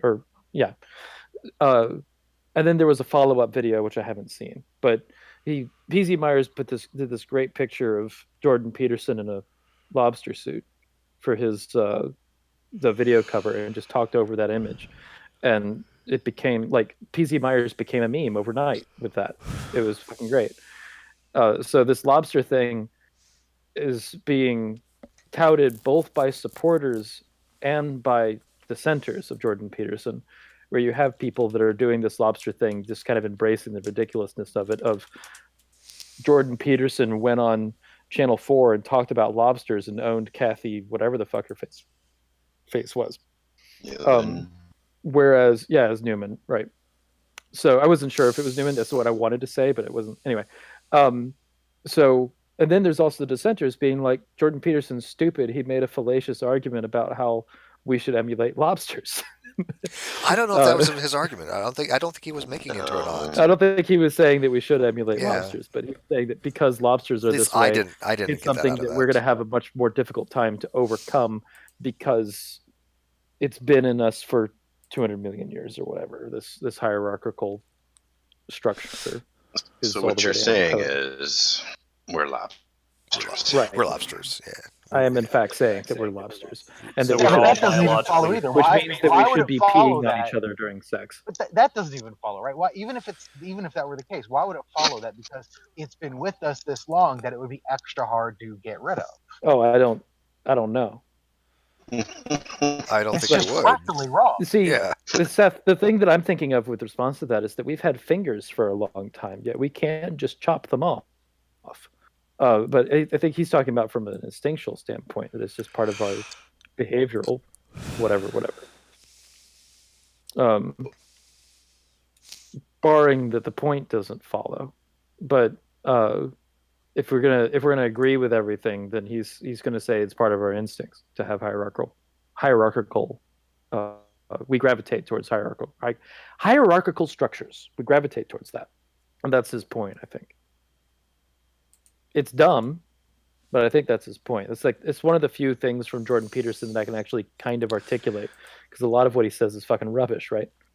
Well, he makes $65,000 a year off Patreon, so it doesn't really matter what he says. Per month. Per month. Yeah, per month. Yeah, $65,000 a month. And that was the last time we could see his Patreon. It's grown since then. He's removed the figure from it. Jeez. See, why didn't we come up with the lobster thing? We could have split it. I would have split 34,000 with you a month, or further 33, or whatever the hell it is. Yeah, I'll split that with you. Sure, I'm down with that. 85 a month. Mike? Yeah. Awesome. Okay. Yeah, we're here. Yeah, welcome, MJ. You finally made it in. You finally got the link. I am. Yay. But anyways, guys, I am fading fast, and I really got to go eat. So I will listen in on the laptop occasionally while I'm watching Legends of Go Tomorrow. to bed, you whiny shit. I am. No, I don't want to. I don't like fall asleep because I don't trust you guys. When I fall asleep, all of a sudden the conversation goes to the strangest things. No, I'll leave it open for. I don't know. I'll keep it open at least midnight. Oh, maybe 2. Brenda's I don't know, here. we'll see. So, Brenda, what are your thoughts on Jordan Peterson's lobster thing? yeah, there you go. Ask Brenda about Lobster Man, and then enjoy. I don't think we're lobsters. Good conclusion. Solid. That's pretty much my opinion too. Yeah, I think it's quite a stretch to go from lobster biology to human biology. That seems like quite a reach.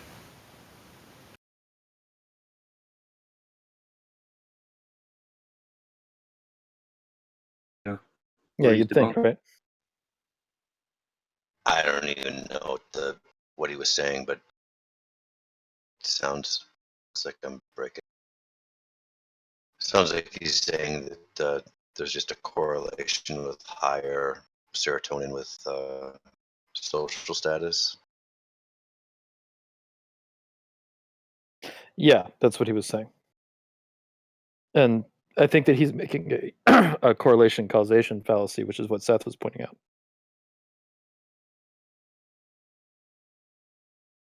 P.C. Myers had a little bit more informed view than what I can have.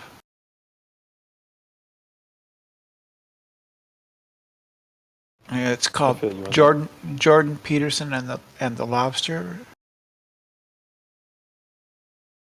Yeah, that video, I mentioned that video when I was explaining the timeline of it to Seth. But it's there's a follow-up too about where P.Z. Myers refers to the Jordan Petersonites as lobsterians. Yeah, I haven't seen that one. Yeah, I haven't either. I want to see it though.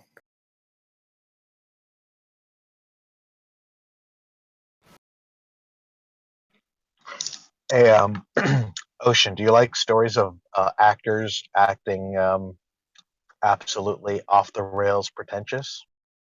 I experienced it at work. So Netflix has a documentary about the making of Man on the Moon. I was told to watch it because my dad is in it, right? He's in it like 2 or 3 times. Yes, Jim Carrey is a shit. Oh, huge. Yeah, he has that reputation. Yeah, so there's a scene where my dad is from a personal story for me. That's because I've never worked with him, but I have heard from lots of people that he is just a nightmare. There's a scene in the documentary where my dad and Jim's bodyguard Doton are dragging Jim drunk out of a trailer. So I have a I'll just call this an unconfirmed story that on the set of one movie or another, Johnny Depp wound up getting into a food fight with his wife in their trailer, and the food in question was spaghetti, and it literally destroyed the fucking trailer. And this was while he was supposed to be on set. They were trying to find him. For what He's movie? destroying his trailer. I can't recall what movie this was or how early in his career it was. It was, I think this was around the time of Pirates of the Caribbean, but I think a little bit before that. So, but I don't recall Benny which and movie June. it was. Oh, it wasn't. I don't think it was Benny and June. I'd have to look at his list of films. It might have actually been Pirates of the Caribbean. And then we'd know where the rum went.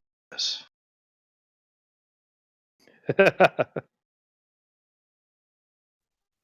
Jim Carrey insisted on staying in an era correct trailer during the shoot, and he wrecked a classic car into the side of one of the sound studios.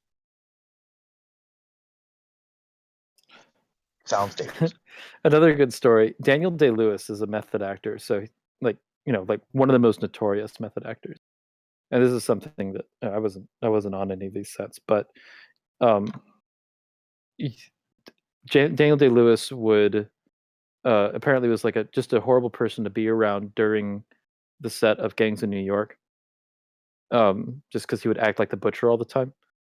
And on the set of Abraham Lincoln, he insisted upon showing up to set in a horse-drawn carriage. I love that guy. I just recently saw a clip of him breaking character. Oh yeah? Yeah. He is an amazing actor. There Will Be Blood is just fucking just spectacular on every level. Yeah, it's really.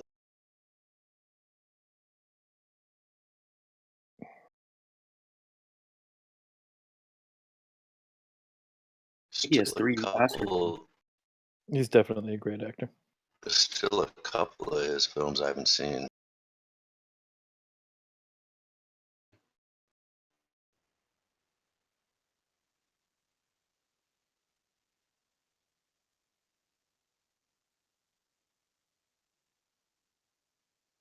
Man, I've talked about him a lot lately. Seeing as this latest film he says is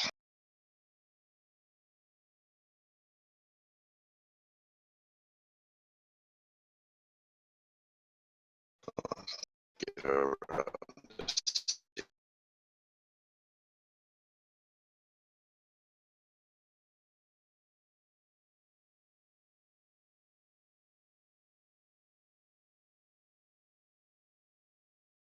Brenda, are you going to watch the Kent Hovind versus Aron Ra debate tomorrow? I didn't know there was one. It will be on Steve's Non-sequitur show channel, and it will be at 7:00 p.m. tomorrow. I figured it would be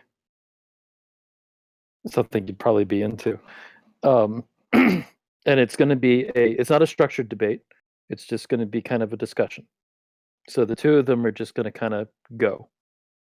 And Steve has said that he's just going to make the introductions and kind of get out of their way. They're just going to talk to each other. And we'll see where it goes from there. Kent Hovind is mentally retarded.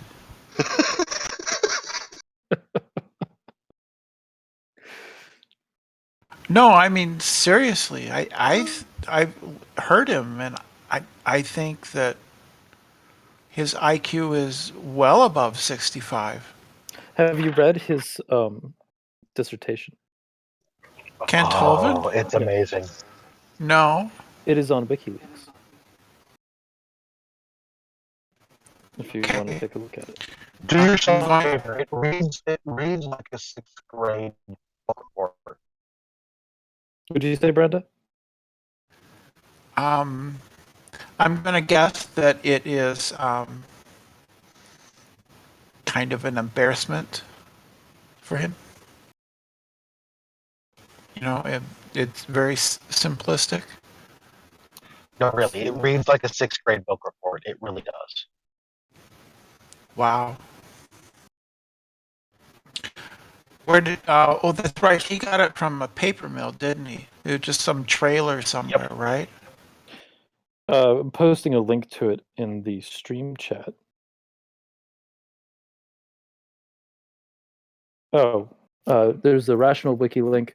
I put the WikiLeaks link to it where you can get the actual file to his dissertation. It's in the chat there.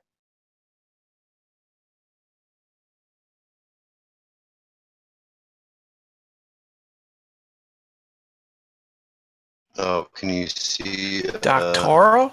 What are you? Wait. Yeah. As in doctoral. as in masters? PhD. Bachelor?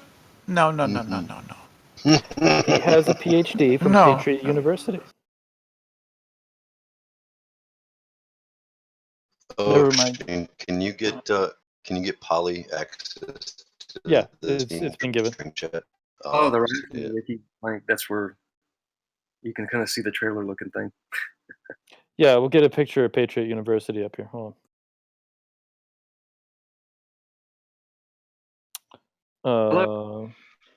Kent Hovind. This is pretty funny. Patriot University has a top-notch swim team, gotta say. Here is Patriot University. My mom and dad supplied the computer for this work to be done on. That sentence right there makes English teachers cry. There have been many times they financially supported my ministry.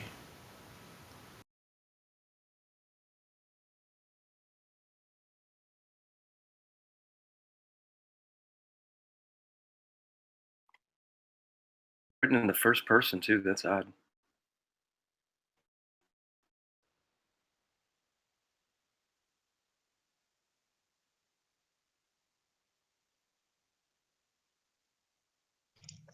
I'm telling you, it reads like an elementary school book report.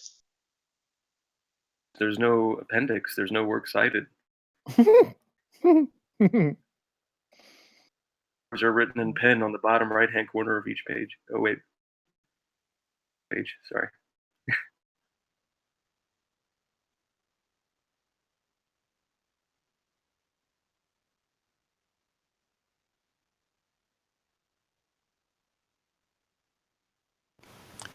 Hello, my name is Kent Hovind. I know. I'm a creation/science evangelist. I live in Pensacola, Florida, and I have been teaching high school I've been a high school teacher since 1976. Hello, my name is Forrest Gump, but you can call me Forrest Gump. I love how he starts off a dissertation with "Hello, my name is." Cain brought of the fruits of the ground an offering unto the Lord. Cain knew better. God wanted a blood sacrifice. God had shed innocent blood to cover the sin of Adam and Eve. Cain knew God wanted a bloody animal sacrifice, a lamb to be precise. Cain thought that he could get favor with God by bringing the work of his own hands. Cain promoted the evolutionary doctrine that man can progress by his own efforts. Holy fuck. That's page 15. What's that last sentence again? Cain promoted the evolutionary doctrine that man can progress by his own efforts. It was Cain's pride that caused him to disregard God's commands to bring a lamb. Instead, he brought forth the fruit of the ground, which represents his own efforts to please God. Does God actually request a blood sacrifice? That's what he says. I don't remember that part in the Bible. Well, that's what Abel gave. Yeah, Abel sacrificed, and the implication is that God didn't want the fruit; He wanted the blood. Yeah, my understanding is that they just went to give a sacrifice to God, without necessarily being asked to, and God favored Abel's sacrifice, not that they were specifically told what to sacrifice. Right, that Abel guessed correctly. I guess so. Yeah. My understanding of the story. Yeah. The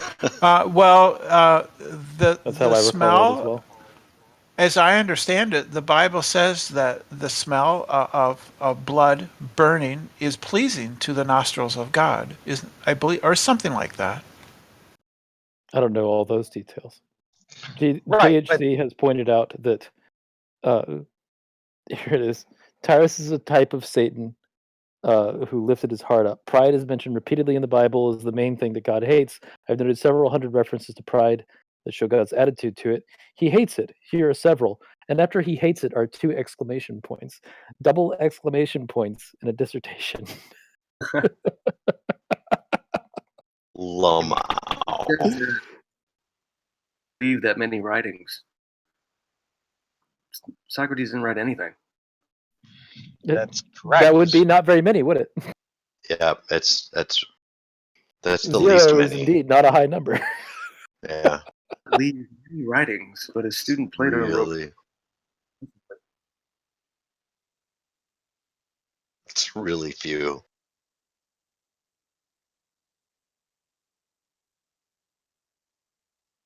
What you need to do is read it aloud, kind of like Kermit the Frog, in the way that Kent Hovind would teach. Hello. Hello.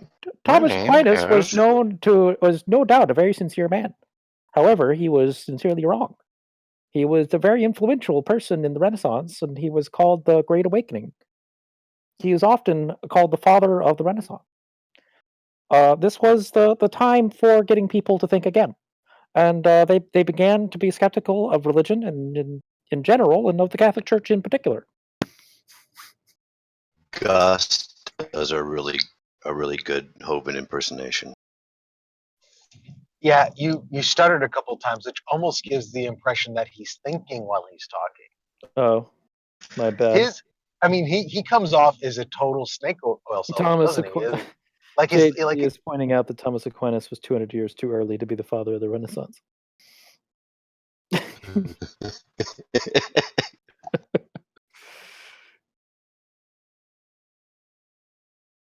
And he said that the Renaissance is called the Great Awakening. I thought the Great Awakening was an American movement.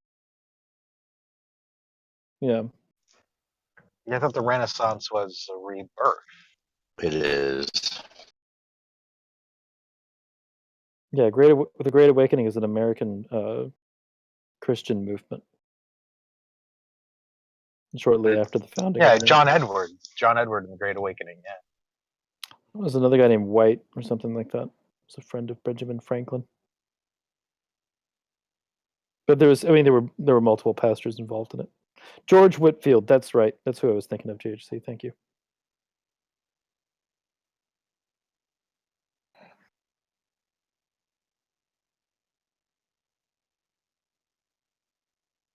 Wow.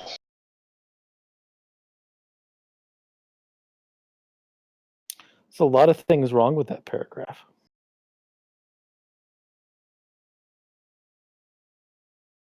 I wonder if he got an A+ on this paper. This was done with a typewriter. He got a PhD on that paper. A PhD plus. PhD plus, yeah. A PhD plus double exclamation points. Yeah, when he got it back, he said, "Did I get a smiley face? Did I get a smiley face?"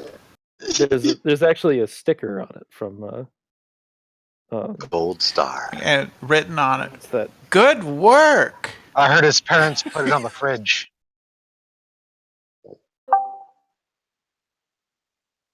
Yeah, Lisa Frank. It was a Lisa Frank style sticker on the cover. It was a unicorn. Unicorns are real. They're in the Bible. It was a blue and purple and neon yellow puppy Dalmatian. In fact, here's the sticker. Putting it in the live chat just now, or putting it in the chat. There you go. That looks evil. Unicorn cat. That looks evil. Evolutionists think I'm real. That's satanic. Yeah.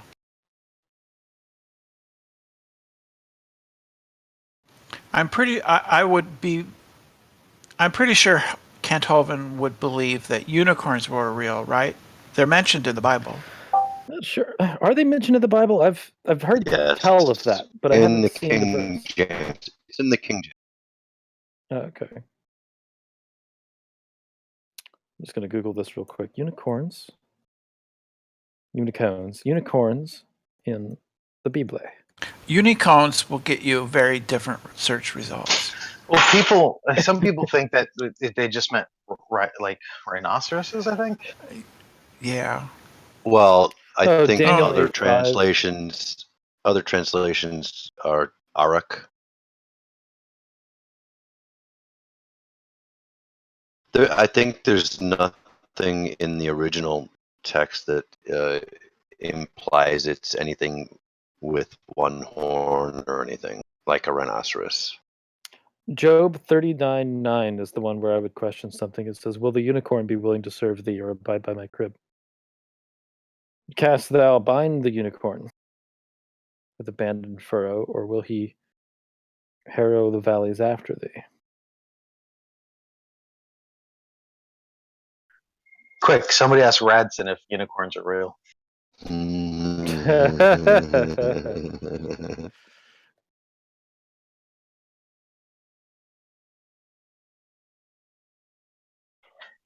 Look, I'm not gonna put money on which way he'll come down, yes or no, but I think he'll use the words "of course." Wow.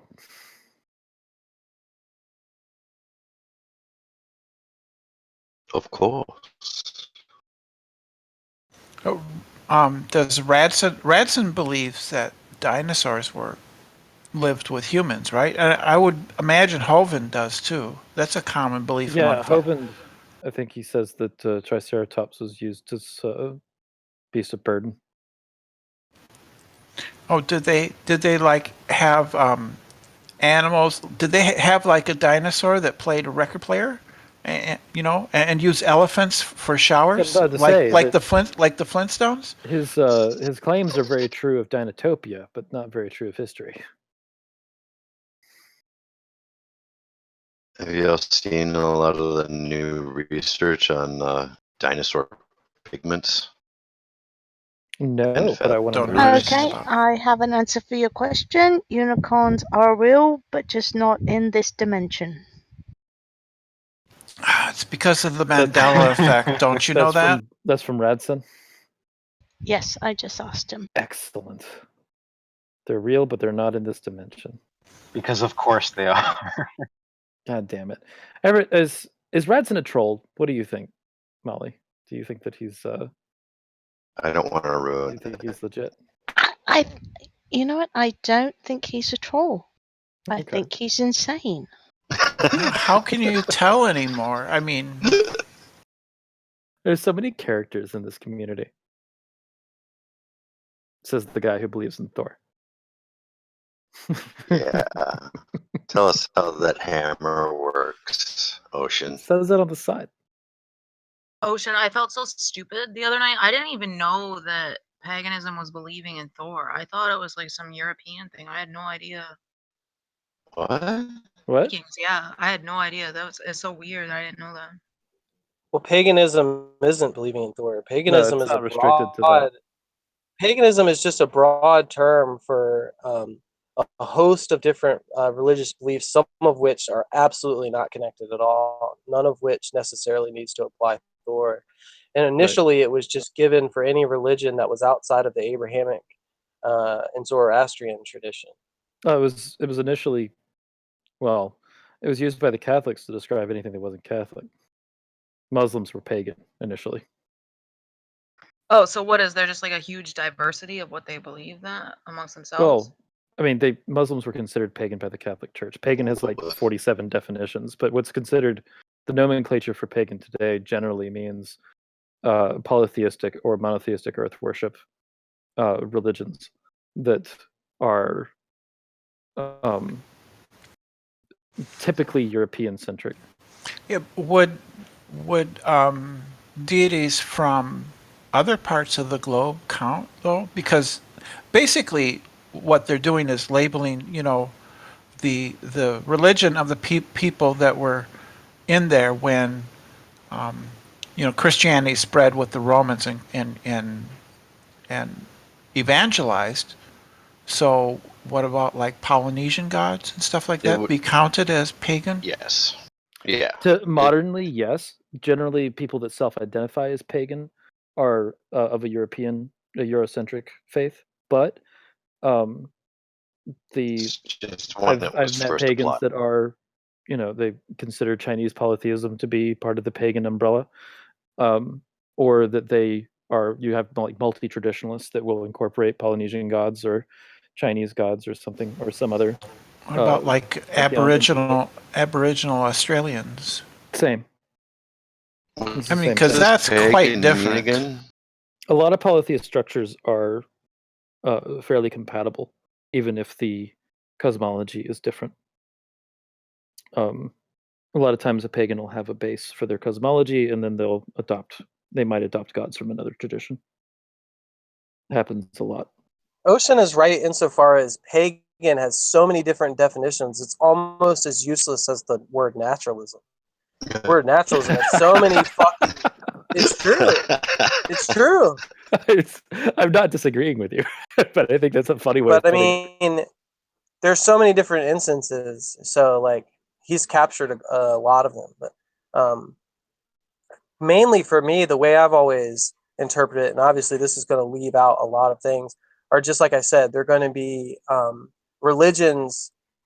Almost any religion that falls outside of the Abrahamic and Zoroastrian tradition was considered pagan. And sometimes, so pagan is like a term for outsiders. It's almost, in that context, it's almost synonymous with like infidel or something like that. The origin term for it means country dweller. It's a rural person, someone who's close to the earth. So that's the reason why you get a lot of the when the term was coined, it was to refer to people that followed the old ways that were not Christians because they hadn't been exposed to it, and they were just backward individuals that were, country bumpkins. They hadn't from been the Greek word and right, synonymous with heathen or heath people. Right.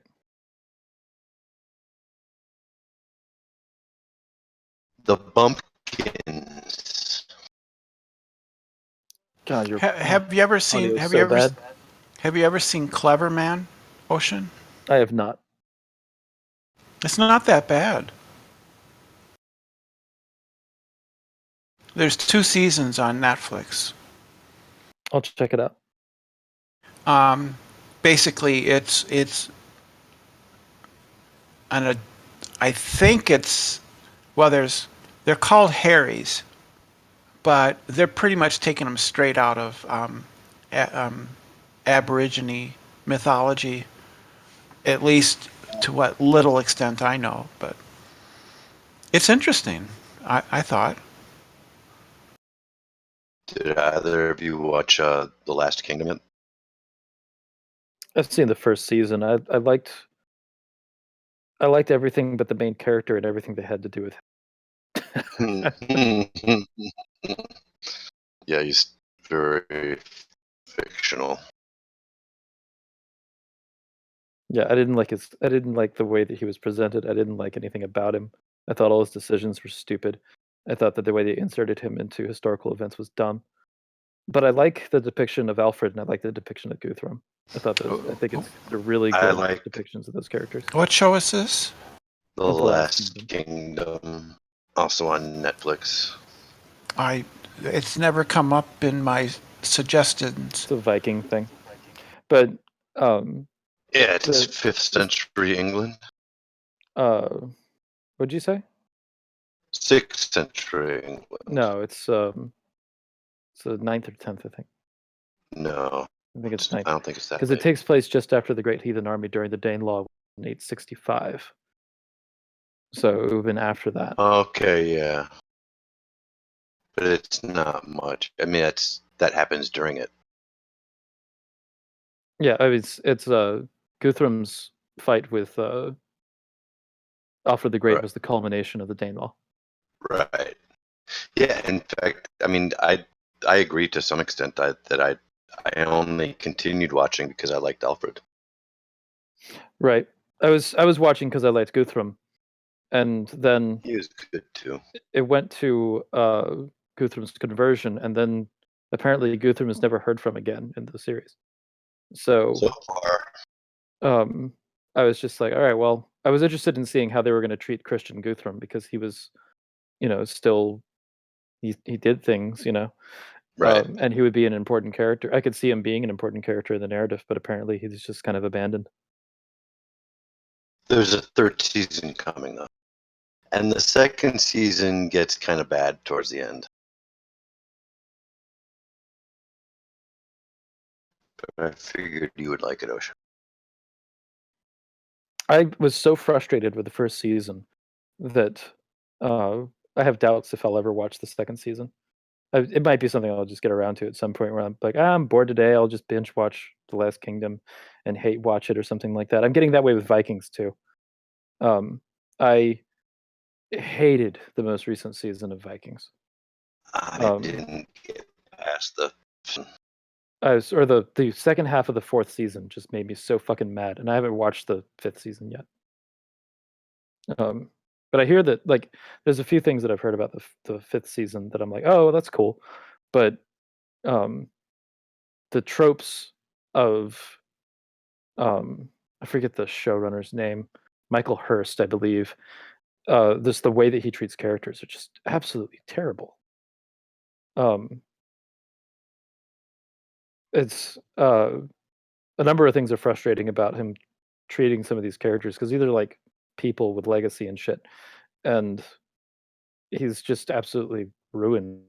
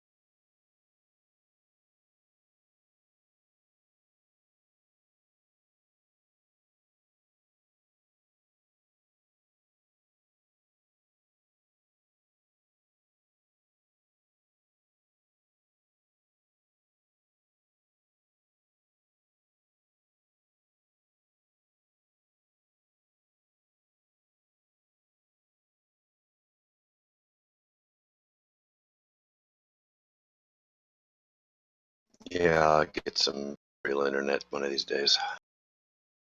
Hold on a second.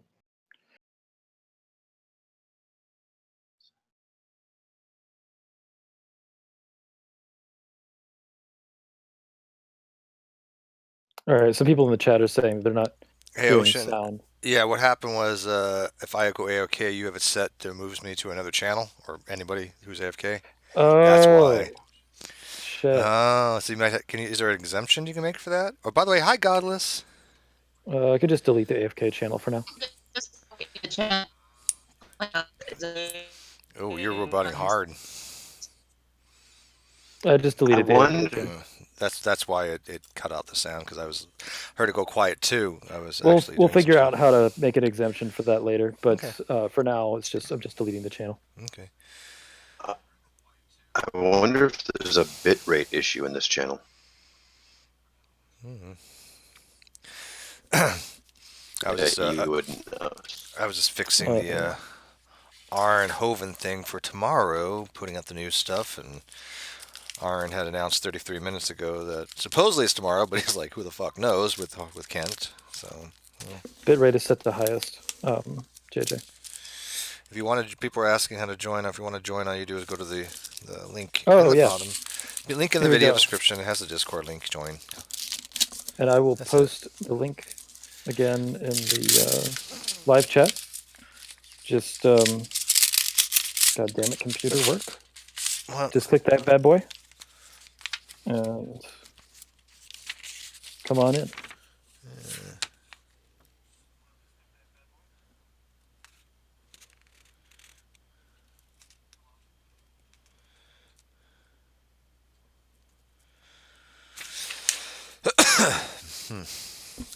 But yeah, I was annoyed with Vikings. All right, well, I'm going back to what I was doing. Cool. Shalom. Later, Godless.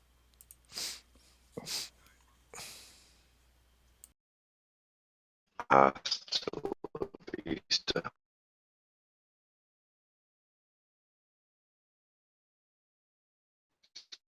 Yeah, if you could get Aron Ra and Kent Hovind to both address the intentionality of rocks, that'd be great. The intentionality of rocks.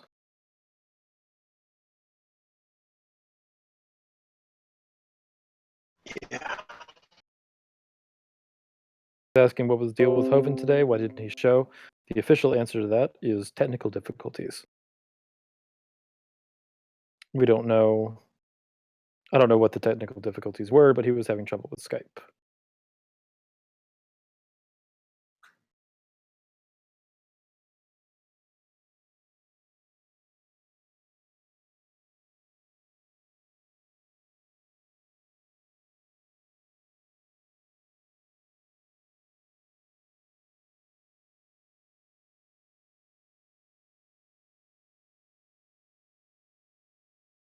Mm.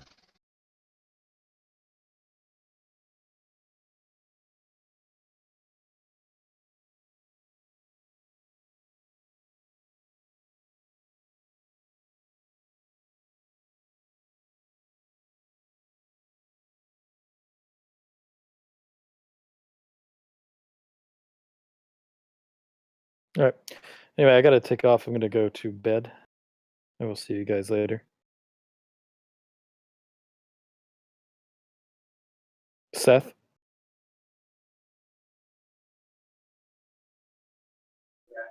Ciao.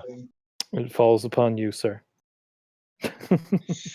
All right. Kick out Nazis and leave in communists. Got it. Yeah, I already. Dan was telling me to VIP Macabre, and he is VIP'd, so he can come in. All right.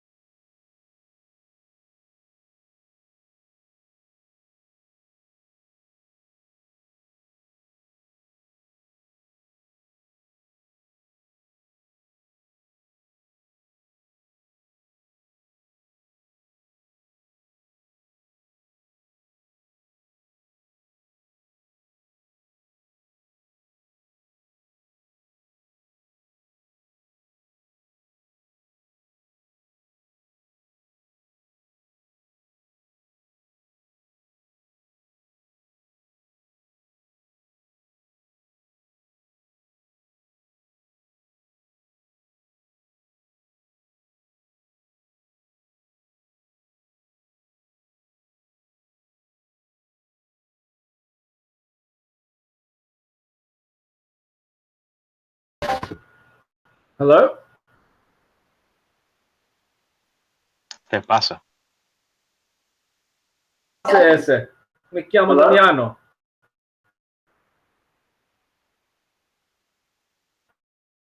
Hello? Nigga, you hear me?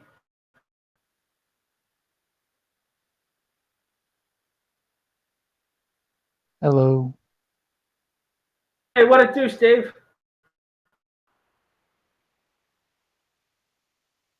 One sec.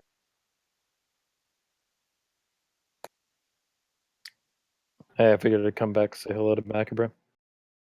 Or Macabre? Hey, dude. Macabre? Macabre. I never know how to pronounce that word. But yeah, those people are kind of in and out. But I'm glad to see that you made it in. Is I have no idea how to use Discord, and I've had simultaneously the worst and best day. Yeah, I just figured I'd drop in and finish off my vodka and have a chat. Sounds good. I think okay. So Seth made it back in, and Steve is off somewhere. He's listening in, but there's not a huge number of people in right now. It was a little while ago. And Layla's in here now. What's up, Layla? Wow, Ocean, you were so quick on that. Not much. What's going on in here? Currently watching the thing. We're on air on Steve's channel, so. Oh, okay. Yeah. Thanks for letting me know. Conversation is kind of dying down. So I'm actually about to head to bed, but yeah, we've been talking about the Aron Ra Kent Hovind debate that's going to be coming up on Steve's channel on the Non-sequitur show. And how Jordan Peterson is fractally wrong about lobsters. So wrong. Is Hovind actually going to debate Aron Ra, or saying "fuck it, I don't want to do it"? So there were technical difficulties today with Hovind with Hovind not being able to figure out how Skype works, but we'll be figuring things out tomorrow apparently, and the two of them are going to be having a conversation. There's no structure to the debate. It's going to be the two of them having a discussion for about an hour and a half. So we'll see how quick Aron Ra takes to just yelling. Somewhat skeptical simply for the fact that the drunken peasants offered Hovind the opportunity to debate either Thunderfoot or a scientist named they called him JF. JF? Yeah. You're talking about what's it? The guy that he's got a YouTube channel, right? He's got a French accent. French Canadian guy, really cool. Yeah. Second, he saw either debating him wouldn't be interesting. I think that debating Aron Ra is going to be interesting. With there's Kent Hovind's had a couple of appearances on Steve's channel with Bill Ludlow and a couple of others, and they were all like good debates. But you know, when you put Kent Hovind against somebody who's not like a named personality, it's just not very interesting. It's just okay. Well, Kent Hovind's wrong, you know, and this is why it's fucking beautiful. It was the Bill Ludlow debate. I guess you saw it. Oh yeah, that was a piece. That was literally an artwork. Yeah, I mean, I think if you're going to have a debate with Kent Hovind, that's how you should do it. If you're not like a named guy. But with Aron Ra, it's going to be everything that debate wasn't, because I don't think Aron Ra is going to be polite. I don't think that Aron Ra is going to be clear in his presentation. I think that Aron Ra is just going to yell at him. Just it. I'm somewhat conflicted in that because I've seen Aron Ra debate once, and all he did was it was almost like the opposite of a Hovind. Mm-hmm. That he collected a whole bunch of punchlines and catchphrases that had caught traction through his videos and just spat them out, as opposed to dealing with the subject matter at hand. So I think that even though I love Aron, I think Aron is fucking brilliant. Right. Terrible at debate, and I'm actually how it all turns out. Because what I was saying is that I think Aron Ra's terrible at debate. I've debated him and kicked his ass every single time. just and not even like shown that he's wrong on something, just got him into an area where he's not able to answer questions very easily, and because it's very easy to do that to him. But Kent Hovind, if it was like a structured debate, I would think that Aron Ra would be right, but Kent Hovind would win. But since this is a structured debate, I don't know how that's going to go. It's not. I mean, since it's not a structured debate, it's a conversation. I know what you meant, dude. You know, like they're just going to kind of go at each other. So Aron Ra might be able to address more points that way because it's conversational, but at the same time, it might also turn into just a conversation that'll give the non-sequitur show its name. One time that deranged screeching cunt Aron about some philosophical arguments that supposedly refutes natural selection. And I had to turn it off because I was not only confused, but I was vicariously angry by Aron's frustration, and I couldn't get it. There's Godless Girl that Sounds did like that. Plantinga's argument. Did Godless bring up Plantinga's argument? No, she brought up Fodor's objection. Let's call her autistic screeching cunt, just so I know who to keep track of. It's Godless Girl. But the reason why I won't call her that is Sheila. because she was fucking right in that conversation, and Aron Ra was just losing his shit because he was in over his head in that conversation. It was fucking beautiful. But I don't understand it. How was he over his head? All she said was, in this dialectic paradigm that has no real commensurability to reality, to talk around natural selection, and you can't. And he said, well, when I see it and I can empirically prove it, that ain't so, bitch. And then she started screaming. But that's not what she was... That doesn't address what she was saying. So, you can't empirically... Like, the Fodor's objection makes it so that... shows that natural selection is unfalsifiable. So you're not going to be able to prove it. Because you can't demonstrate where the coextensive traits are coming from. And like I'd go into it, but I'm not the best qualified person to like really lay it out. I just whatever I see Godless Girl lay it out, it's just like she's really good at doing it. And Josh is as well. And she was being impolite about it, which I think is funny. All I can remember is autistic screeching cunts, because seriously, I'm scratching my head thinking, how the fuck did you actually get a place in this room? That's because she's the longest-standing member of the community. But and she's actually good at debate. Which is the reason why she was able to get Aron Ra into such a huff. Really could not decipher any material points or any contention. All I could seriously hear was, "Hey, Aron, semantic argument A with no approximation in real terms to reality, then you're wrong. I'm not going to provide a B or if then. I'm just going to say if A, what you going to do?" And Aron scratched his head and said, "What the fuck you want about?" And then she started screaming, and he started screaming. I think it's because you didn't understand the objection. Because she made the objection. I saw the same video you're talking about, and I understood what Godless Girl was doing. Honest, I don't quite understand the objection either. The depth of my philosophical training. Seth, do you understand it? I don't know if Seth is here. Seth, are you there? I can't hear shit. Seth, honey.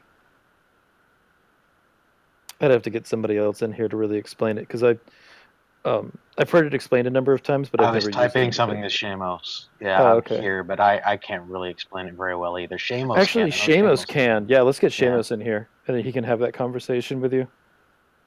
Let's see.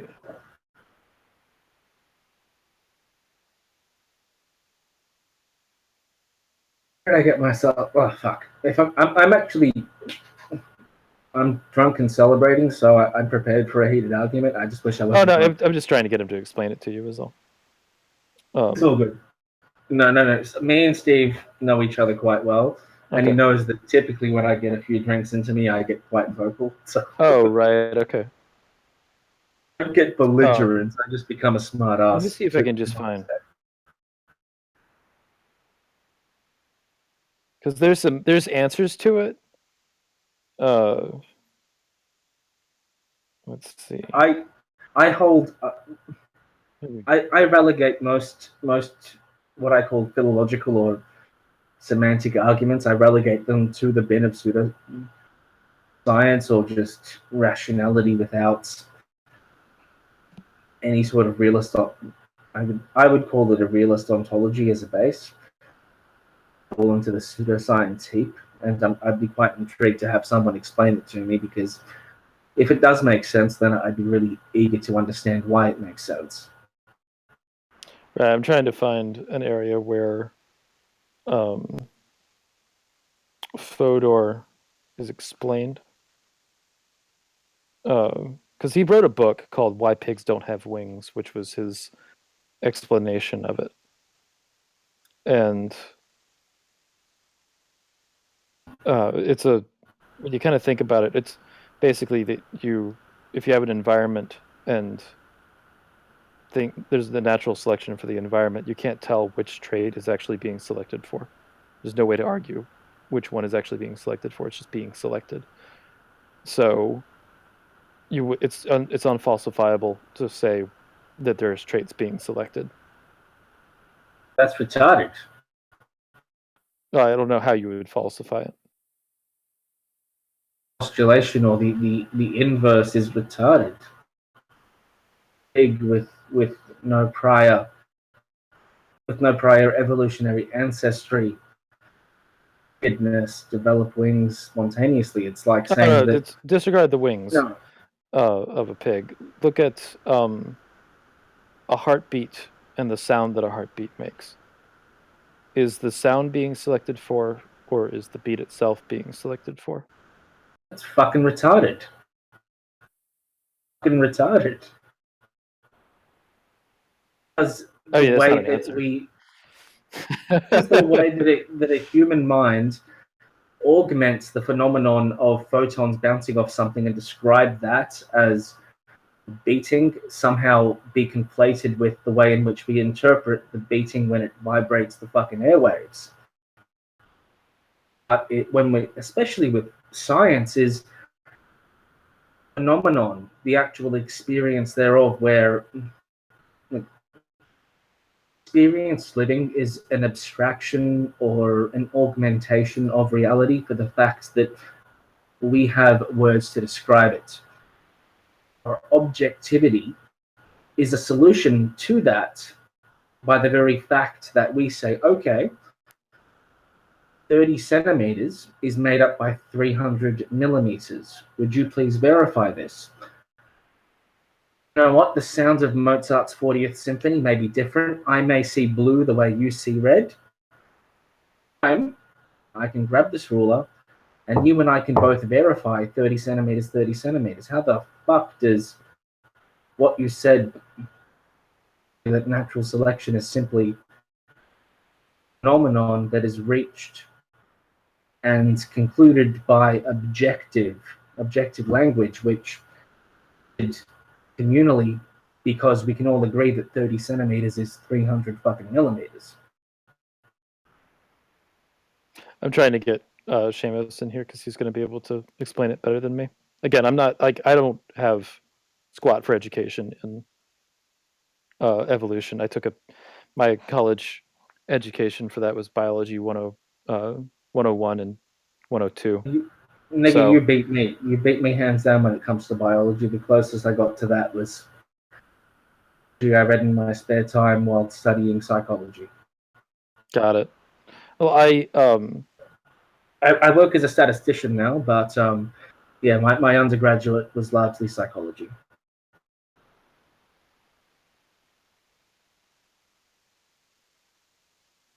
Let's see. Where are you? So I shouldn't say that. Steve, you bearded cunt. If he wants that he once not reprimanded me, but so here's Seamus with me because I called it sophistry. And okay, Seamus, yeah. So Seamus, I tried to explain it, but I might have done very badly.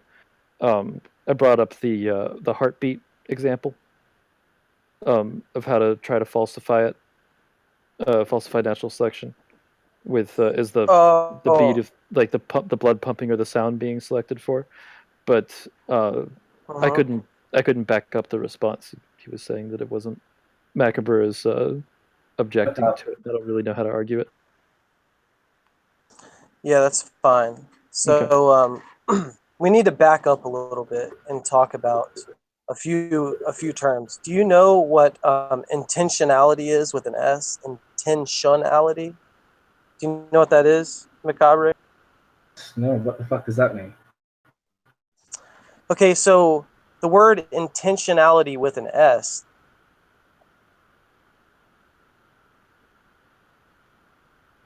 Dude, I'm sorry. I'm hearing nothing but silence. I'm typing it into the group chat. Seamus, I think you dropped, man. We're not hearing sound from you, dude.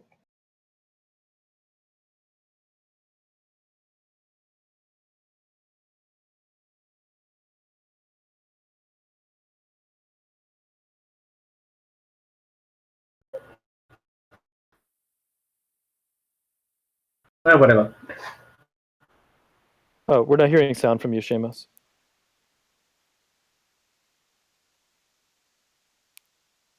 Fuck, where are you? Do you hear me, Macabre? You're just fine. Is Seamus Scottish or Irish? I'm pretty sure it's Scottish. Seamus is American, I believe. Because typically in those old movies, it's Seamus owes something. Owes something would be Irish. Now, Seamus, you Irish fuck, hurry up. Yeah.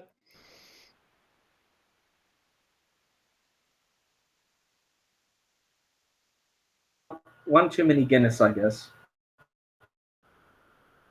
Yeah, I don't know what's going on with technical difficulties today. It seems like it's just crazy. None too fast, none too fast.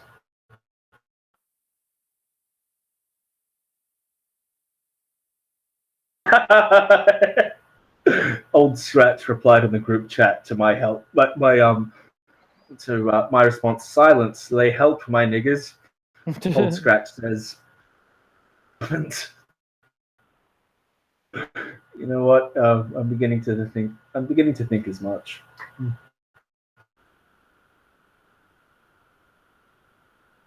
Let's see. So, what do you do with yourself? Oh, me? I roll around. Just like that song from the 2000s? They see me rolling. No, the other one by Limp Bizkit. Oh, I didn't listen to a whole lot of Limp Bizkit. I just remember that terrible fucking TV ad for their album. Keep rolling. Yeah, I have a rocky connection tonight, and also I misspoke in some of the things I said, so I want to correct that. Yeah, go ahead and start over because I think you cut out pretty quickly. Okay, so first of all, we're going to talk about what it means for there to be intentional statements with an S. Intentional. Those are statements of the form they're statements that if you take one of the terms and replace it with a coextensive term or co-referential term, the statement does not retain its truth value. So, for example, no, you've already gone too far. I had no idea what intentional with an S was, so I've just Googled it. Internal content of a concept. Put that into an example for me, please. Would it be like? Yeah, I will. Give me 1 second. So just hang with me for a second, because this is a super complex argument, but it's a very, very devastating argument. So take a second to set up. So an intentional statement with an S is a statement that if you took one of the terms in that statement and replaced that term with a coextensive term that's coextensive with it, then that statement would no longer retain its truth value. And I'll give you an example here in a second once I define what coextensive means. Coextensive is a term that is co-referential, which means that the meaning has a different sense, but they refer to the same referent. So an example of that would be Clark Kent and Superman. So Clark Kent doesn't mean Superman, and Superman doesn't mean Clark Kent, but Clark Kent is Superman, and Superman is Clark Kent. Okay, stop So right they there. Please stop. I get that. Co-reference and co-what and co-reference? Okay, coextensive. And so and co-reference, are they synonyms or do they have different no, connotations? They have a different connotation. So but for the sake of this discussion, that need not be enumerated. So just think of a coextensive term as a term in which the term itself has a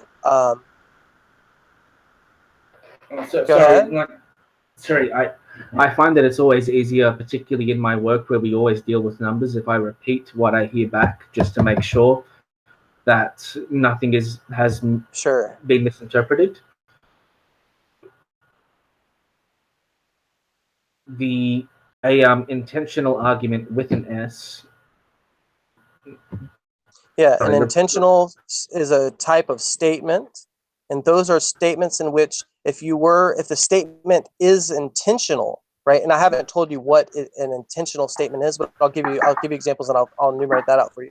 But if the statement itself is in an intentional context with an S, then if you were to replace one of the key terms with its coextensive term, it does not retain its truth value. Let me give you an example. Let's say that Nancy hold on, let me see. Let's say that Nancy believes here, let me see if I can get an example because I want to be super tight with this. Give me 1 second.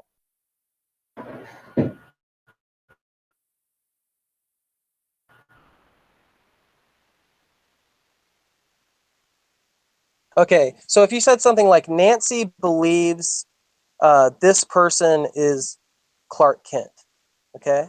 So this is an intentional statement with an S because it's appealing to intentional statement with a T, okay? One of the subsets of intentional statements with an S is intentional statements with a T, and that's just like intentionality. And so beliefs are an intentional state. And so Nancy believing that this man is Clark Kent, right? Now so Nancy believes that this man is Clark Kent, okay? And that's true. It's true that Nancy believes this man is Clark Kent. Now let's try to replace Clark Kent with its co-referential term or coextensive term, Superman. Nancy believes this man is Superman. That term no longer retains its truth value because it doesn't follow that because she knows the man is Clark Kent, that she knows that he is Superman, right? Or that she believes that he is Superman. And the reason because of that is because of the use of these intentional terms with the T that imply intentionality with an S. And so all that means is when you use any of those type of, and I'll give you broader context of intentional terms, it's what's going on with natural selection. Natural selection uses an intentional term.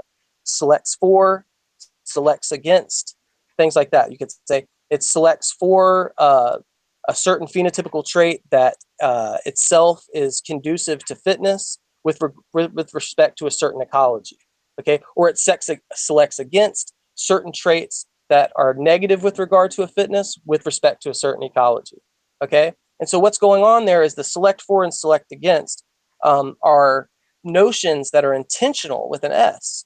And so so the way that the argument goes is that there are many coextensive traits, okay? And these are, some of these traits are going to be traits that the proponents of natural selection believe that have been selected by natural selection in some way because of their conduciveness to fitness, right? And what happens is that trait that's conduciveness to fitness is also coextensive with a neutral trait. And that neutral trait is not has no effect on fitness. It just happens to be coextensive. So let's use. I would have used a different example, but let's use Ocean's example. Can we rehash really quickly? I obviously don't have a very solid grasp of philosophy, and I'm drunk. When I start thinking this sounds like complete bullshit, I'm either right or most probably I'm not getting anymore. So let's just go 2 steps back. So let's just go to the scenario in which I believe that raccoons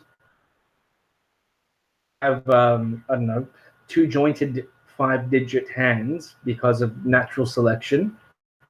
And that's evidenced by the fact that in their daily lives, they use these hands to grab food, to move shit around, to, I don't know, to manipulate objects in order to better their survival. Narrow it down to that. Raccoons have three joints in their hands from the knuckles down to manipulate shit in their environment because of natural selection. I'm going. What was that? Have 3 joints in their 5-digit hands. Mind you, I'm an Australian. I don't know shit all about raccoons. I'm trying to Americanize it. Fucking clue what a raccoon really looks like.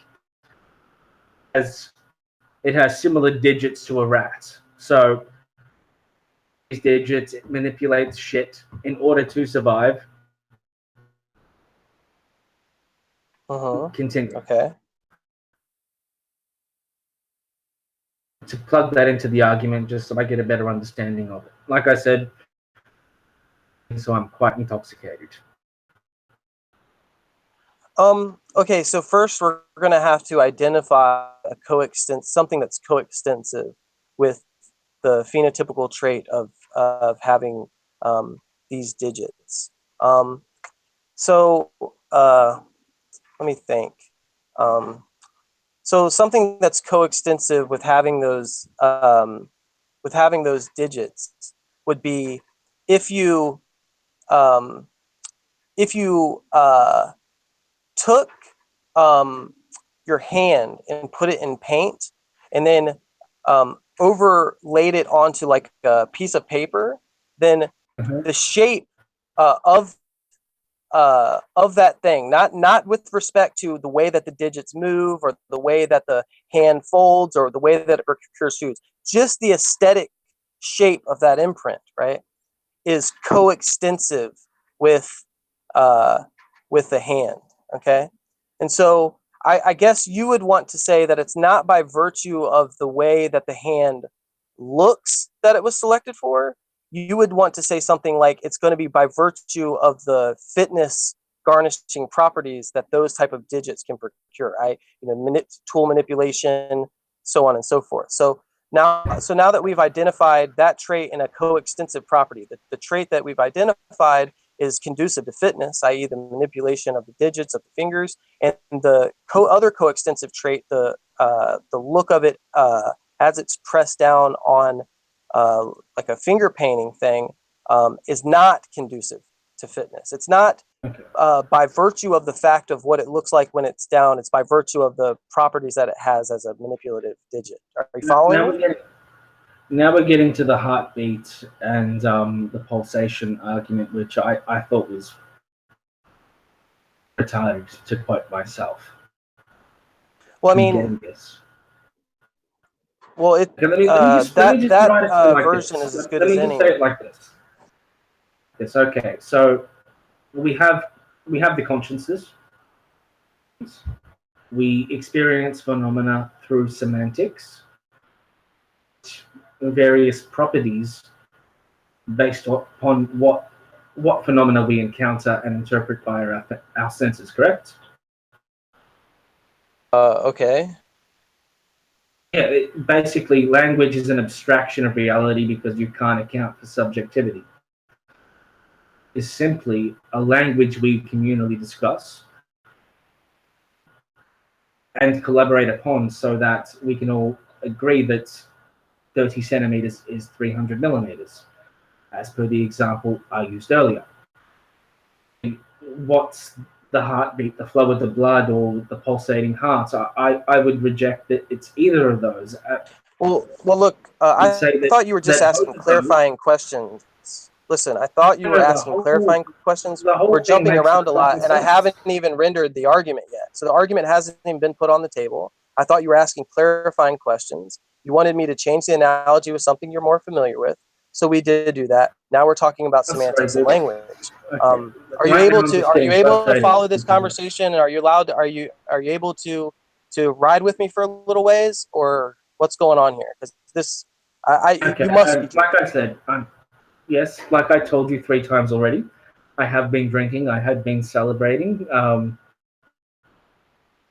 Yeah, I just got a bit frustrated because philosophy and me don't agree, and a bit frustrated with it. Well, I then apologize. this argument is not for you, because this is literally a super complex philosophical argument. This is like, this argument has been so ill received, not due to the argument itself, but due to the fact that a lot of scientists have misconstrued it. Like Massimo Pigliucci, he gave the most retarded response in the world to this because he just didn't understand it. And it's not any fault of his. He's a brilliant scientist, okay? But it's just an extremely complex argument, and it's not something that oftentimes is able to be grasped on first pass. And if you add alcohol into the mix, it's just it's never going to happen. I'm here to deliver it to me, so just throw the fucking argument then, mate. Come on, let's go. Okay, so let's use the example that you wanted me to use about the digits and the hands, okay?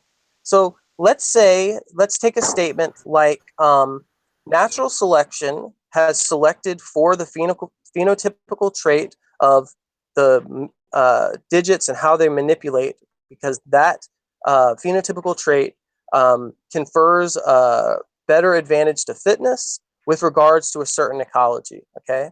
And so the story that the proponent of natural selection wants to say is something just like that. It's in virtue of its fitness procuring properties that allowed that typical phenotypical trait to fixate within a certain population, giving them a higher success chance of reproductive advantage.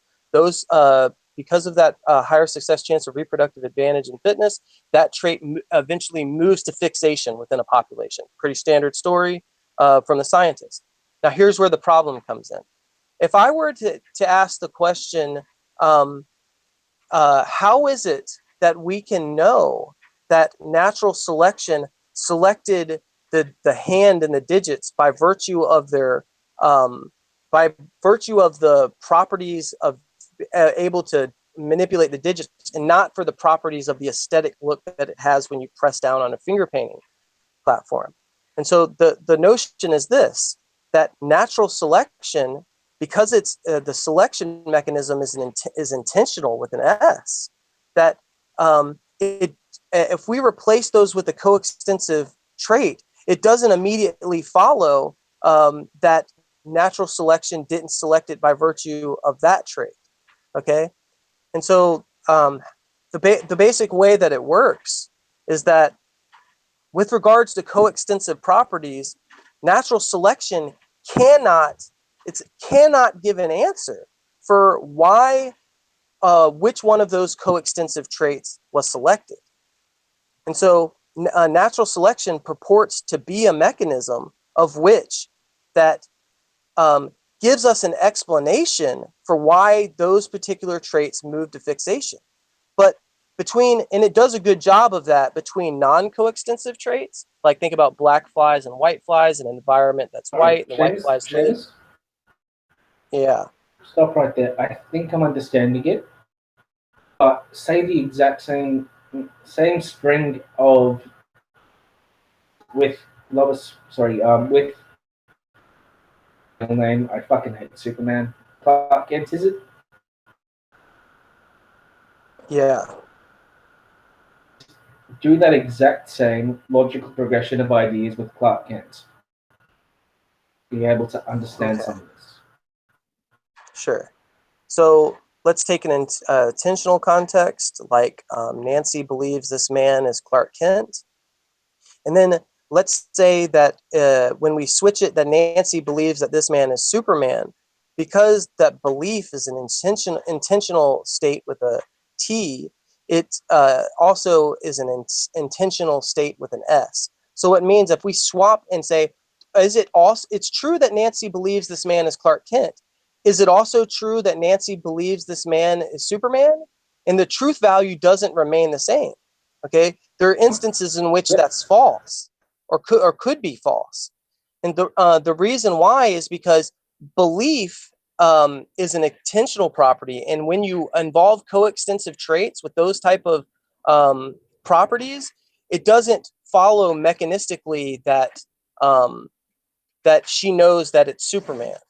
Okay, and so what it is when you say something like natural selection, it's true that natural selection selects by virtue of this phenotypical trait, the moving of the digits, rather than the coextensive property of what it looks like on a finger painting mat.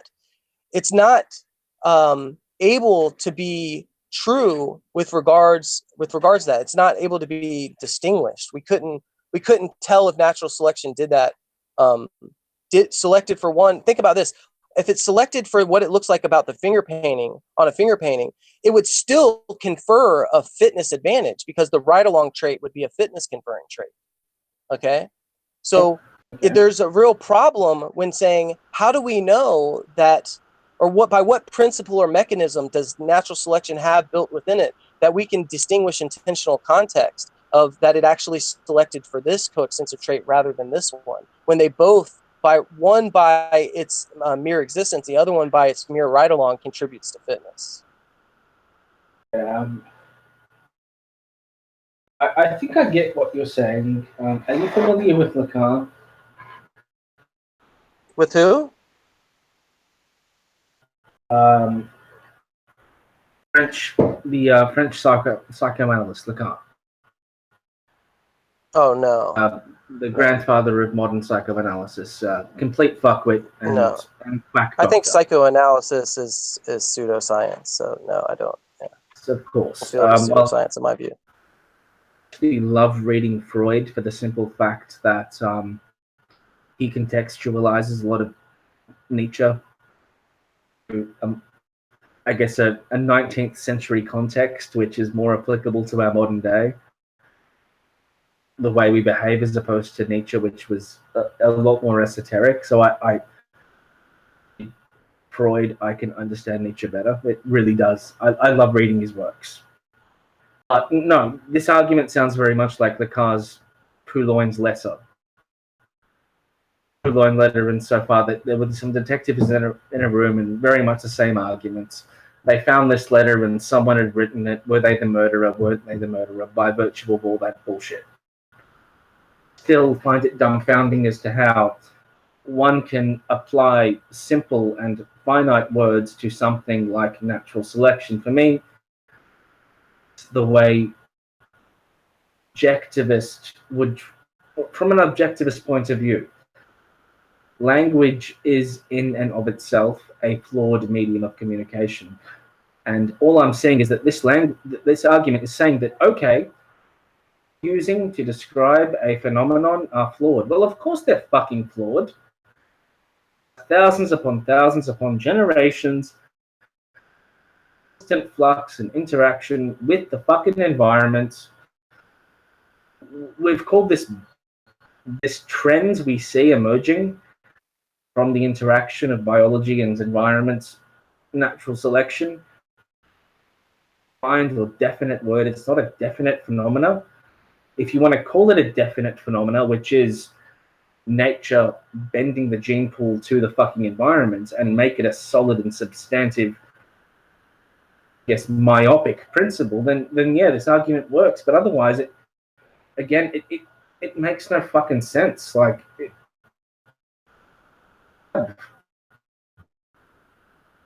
the way you gain knowledge is fucking frustrating and full of flaws, and anything you put forth with statistical value is often at times 10 times over, and you just need something fucking. Knowledge is of words. Words are essentially an abstraction of reality because we need to cohesively as a society decide what we collectively label phenomena that we know we share between each other. The only factor above that is an objective point of view, which empiricism very much, which is, okay, I think that this should be called 1 centimeter. Do you agree? Anything else and say, hey, dude, I think this is also 1 centimeter. How about I say this 1 centimeter is 10 millimeters? I concur. Objectively, we can construct a discourse that enables us to say that this to that A within a significant number enough of fucking decimal points that any variation in subjectivity to the point that it's taking note of. And this argument, again, just, it's still driving me nuts for the simple fact that it's saying that, look, dictates that our words must be objective, which they're clearly not. Why did Newton write in Latin? Because Latin was a dead language and it wouldn't evolve any further. Everyone knew it was dead, so nothing could change. And it just screams at me like, so fucking what?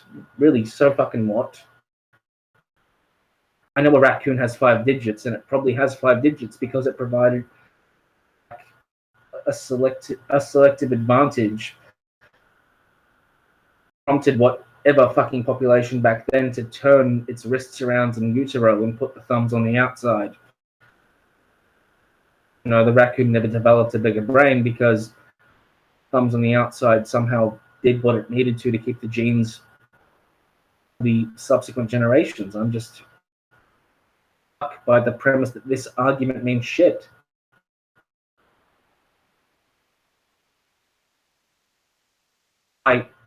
That's my response. I just don't get why this argument means shit.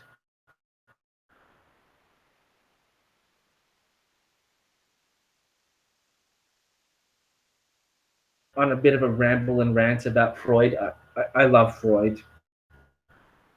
I don't agree with anything he says. He's fucking interesting. Don't hold that against me, but don't hold that against me.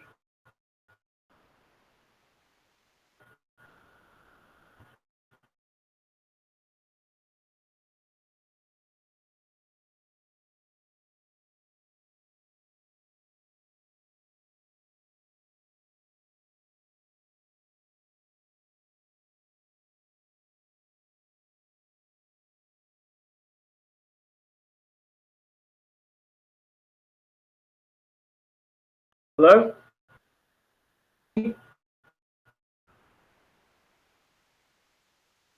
Could someone type 3 for the manatee if you can hear this shit?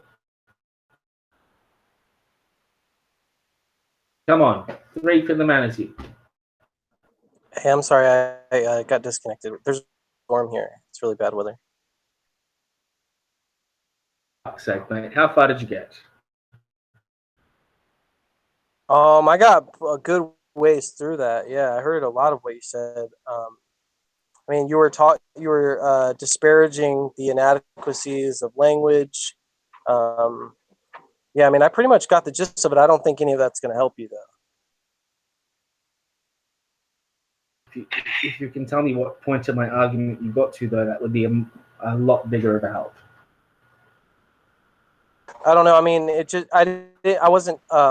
I wouldn't be able to recreate any of it word for word, but it seemed like a pretty irrelevant tirade about the inadequacies of a humanly constructed language that's inadequate in its conveyance of the facts about reality, some shit like that or something. I don't know. You tell me. Okay. Essentially, language is flawed. Your argument is trying to say that the concepts behind the language we use to describe a phenomenon are flawed. I fail to see a point. Just put it to that and continue.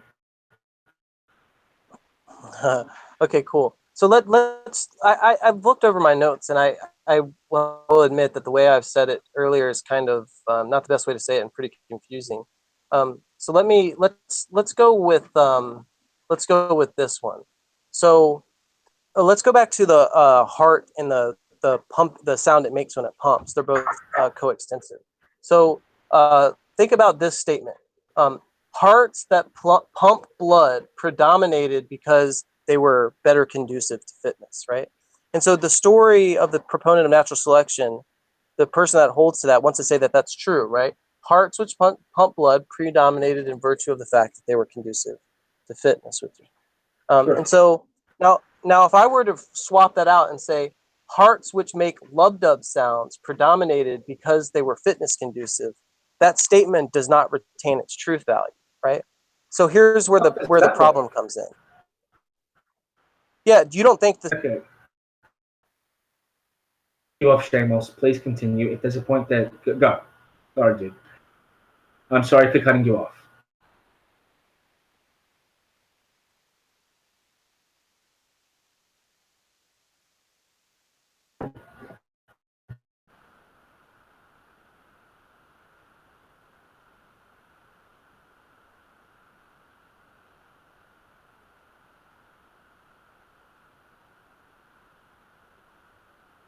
Listening to dead air. I did apologize to Shamos for cutting him off. He did mention earlier that he had some rough weather conditions. Us down, maybe watch some porn until he gets back.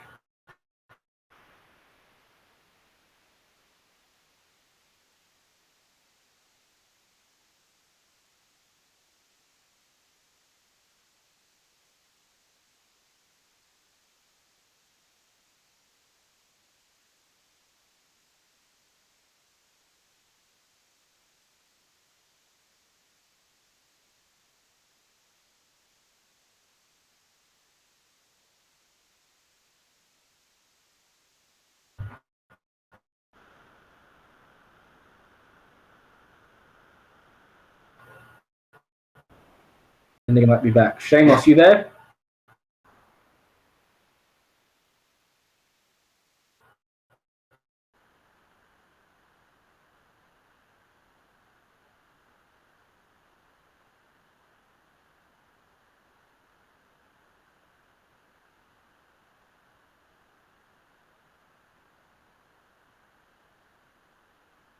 I don't know how Discord works. The whole interface looks like fucking Mandarin, or sorry, Cantonese characters to me.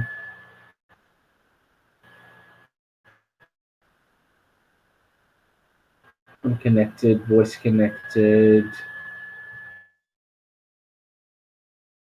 I don't see the count. Whatever. A piano.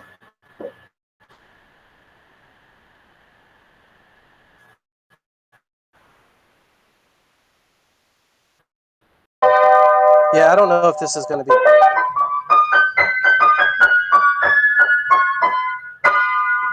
Oh, hey, shit. I'm sorry. Oh wow, what was that? Like a xylophone or something? What is that that you're playing? No, I got bored. Oh, a piano? Okay, it sounded sounded a little different. That's cool. You play the piano? 20 years, yeah. How many years? 20? No, oh my god, am I that old? Fuck me. Okay. Well, that's cool, man. Are you self-taught or were you like classically trained? I was classically trained.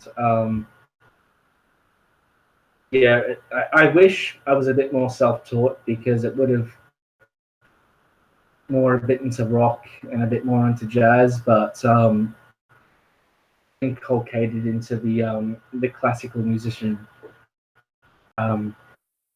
Okay, that's cool. Yeah, this is how one plays. This is how one must play and plays.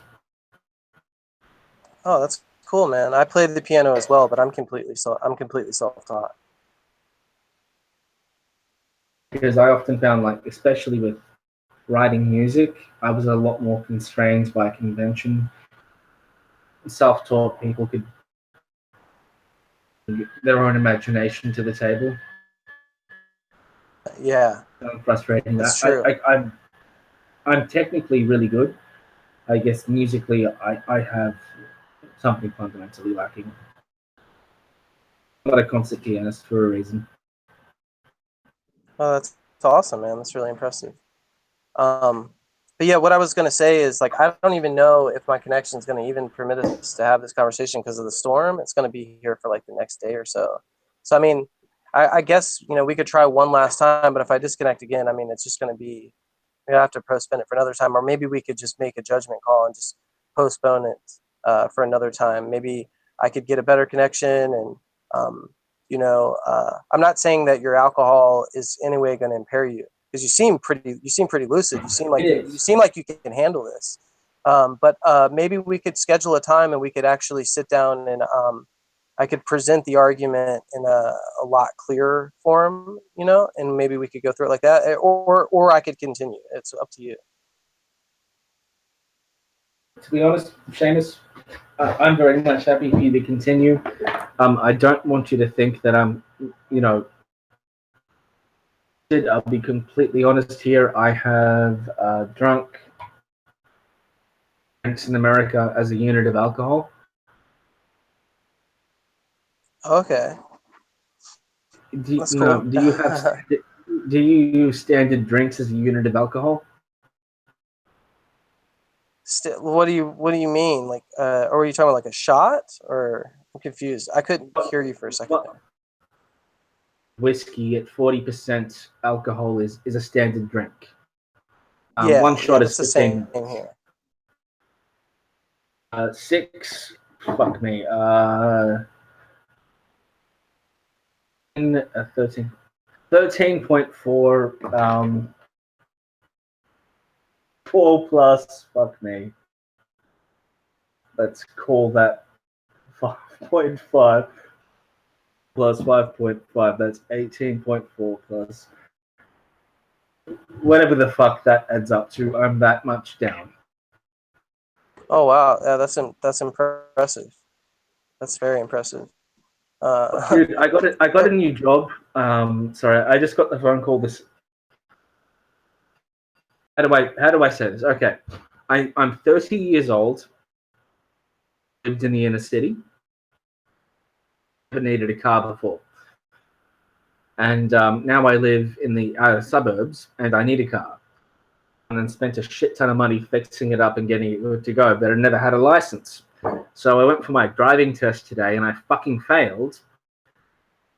Failed to give way to a bus when I clearly thought I was going too fast to stop in the middle of a busy fucking road. But then I got a call saying, hey, you've got a job and you have a 15% pay bump. I've got a reason to drink, and I got a reason to drink really fucking hard. Yeah. I don't blame you at all. Yeah, man. That's a good reason as any. Going to be managing whole research projects in 2 months' time, and yeah.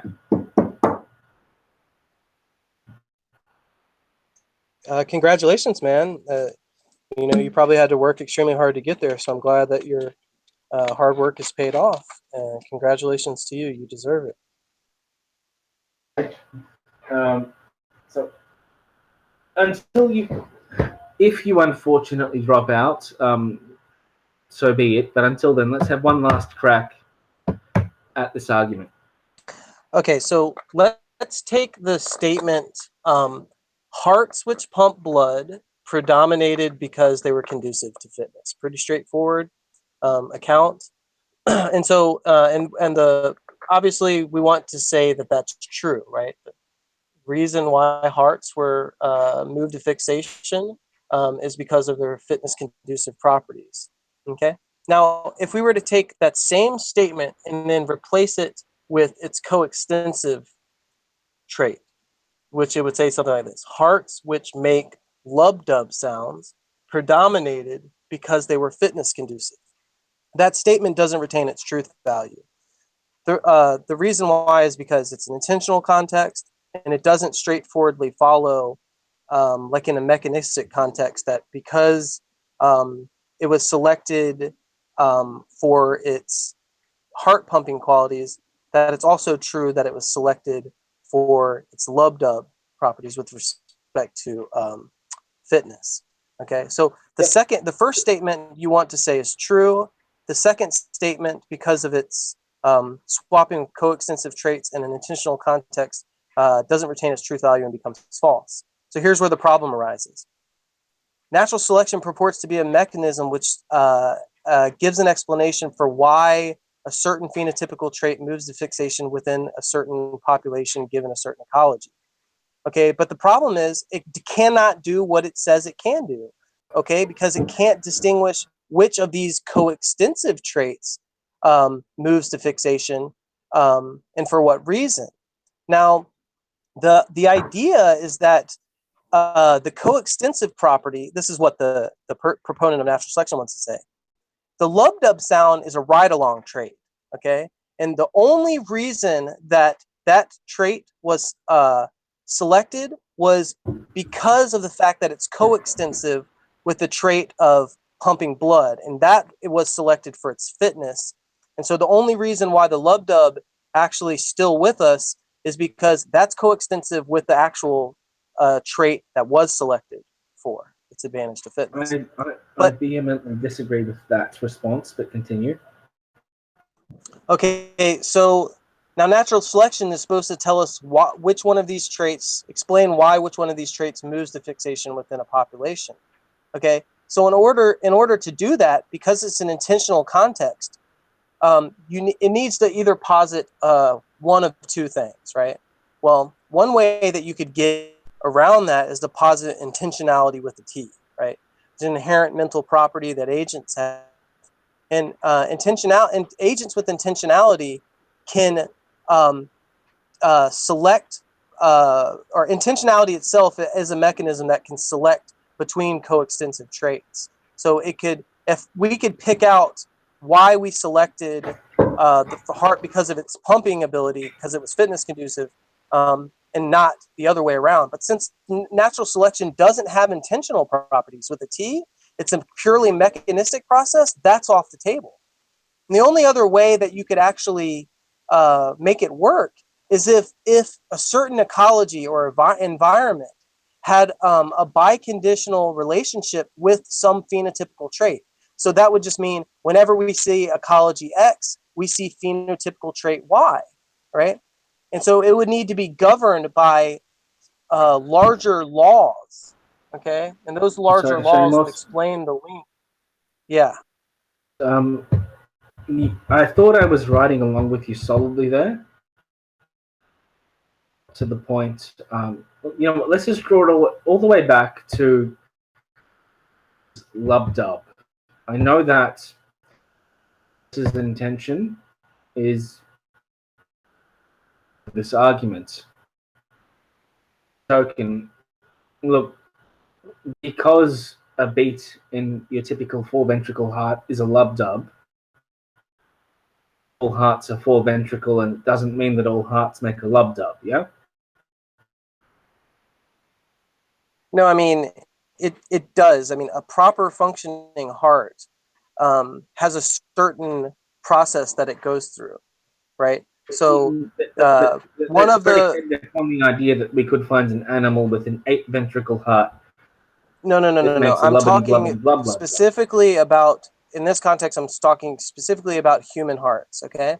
And so what I'm saying is there's a specific process in which contraction, the ventricles open in the different parts of the heart, and it creates a very distinct sound because of the way that it operates with respect to those ventricles, its contractions, and the parts of the heart that. Okay, so we are talking about a specific phenomena, auditory phenomena, systemic, of the fact that the heart is built the way it's built. Right. So we're not. Right. And so what happens is potential. When we have a proper functioning human heart, right, a proper functioning healthy human heart, we get that sound, okay? And that sound is coextensive with a proper functioning heart. We have a proper functioning heart, we have this sound, okay? And they're inextricably linked together. They can't be separated. If the heart didn't make that sound, it wouldn't be a proper functioning heart. So, but the idea is that on natural selection, the reason why the heart was selected was not because it makes a certain sound. It was think about this. If it was selected by the sound that it makes, it would produce a healthy functioning heart that would be conducive to fitness, but it would only select that through a ride-along trait. Actually met the fucking crux of the argument that I disagree with. Like that whole and the what did you refer to it as? Blub blub? Yeah. We can just use that. I mean, fuck, if all manner of auditory and phonetic fucking sequences you can use to describe that, yeah? Come at you from that angle. Like when we describe someone at the door, we say knocking. Germans say klop klop. Knock, it's klop klop, who's there? Not about how we enunciate or signify a particular sound. It's that we are with semantic signification phenomena. I really disagree that you can conflate the two. Both essentially abstractions of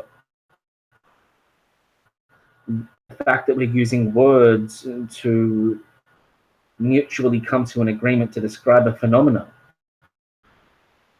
Reality, well, I mean, this is how we know we're not insane. Let's separate it away from the words that we use to describe it and just talk about what the ontology of what's in question. Proper functioning hearts make the sound. Who cares how we describe it or whatever like that? It's just the case. Okay, and maybe that's my failing then. Is that my failing in my understanding that? Well, I mean, I think that you're just keying into the wrong things, because the idea is that this is what the natural selection proponent wants to say. The coextensive trait of the lub-dub sound, was a ride-along trait. That because of the fact that it was coextensive, it's not. That's retarded. That's not open for dispute. No, it's not a ride-along trait. That's fucking ridiculous. No, I mean you know what? See, and 440. The 440 hertz was a ride-along. C is fucking C. You know what? No, they're the same fucking thing. They're just they're not different ways of describing the same phenomenon.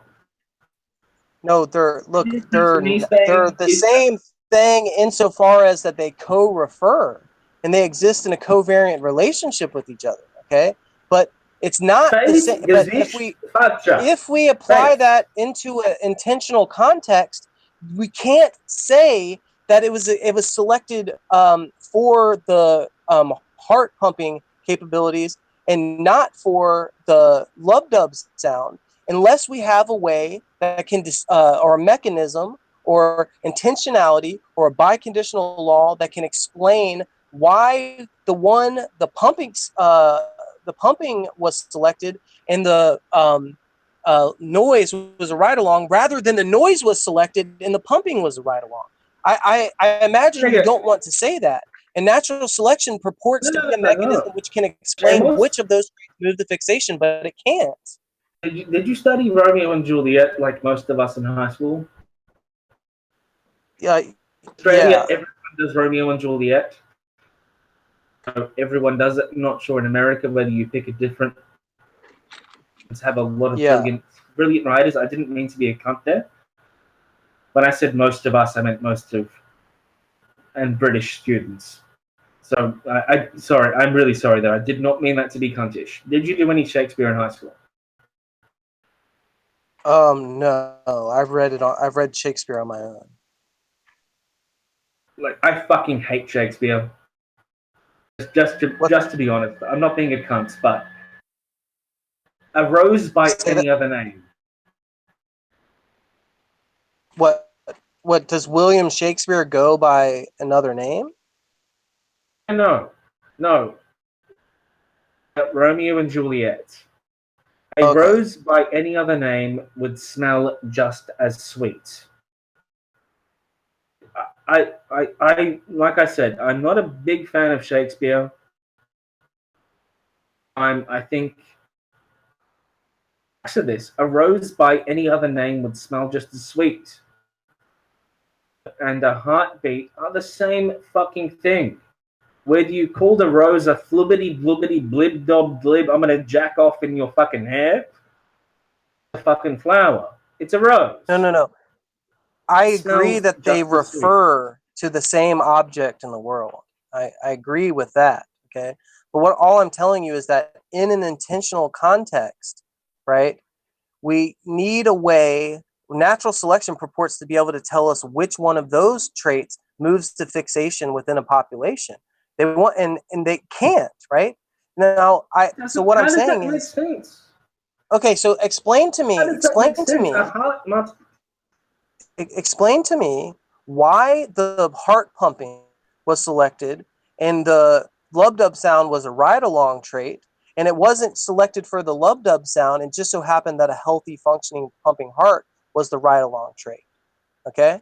Tell me exactly what procedure natural selection has or what mechanism it has within it that can distinguish which of those two.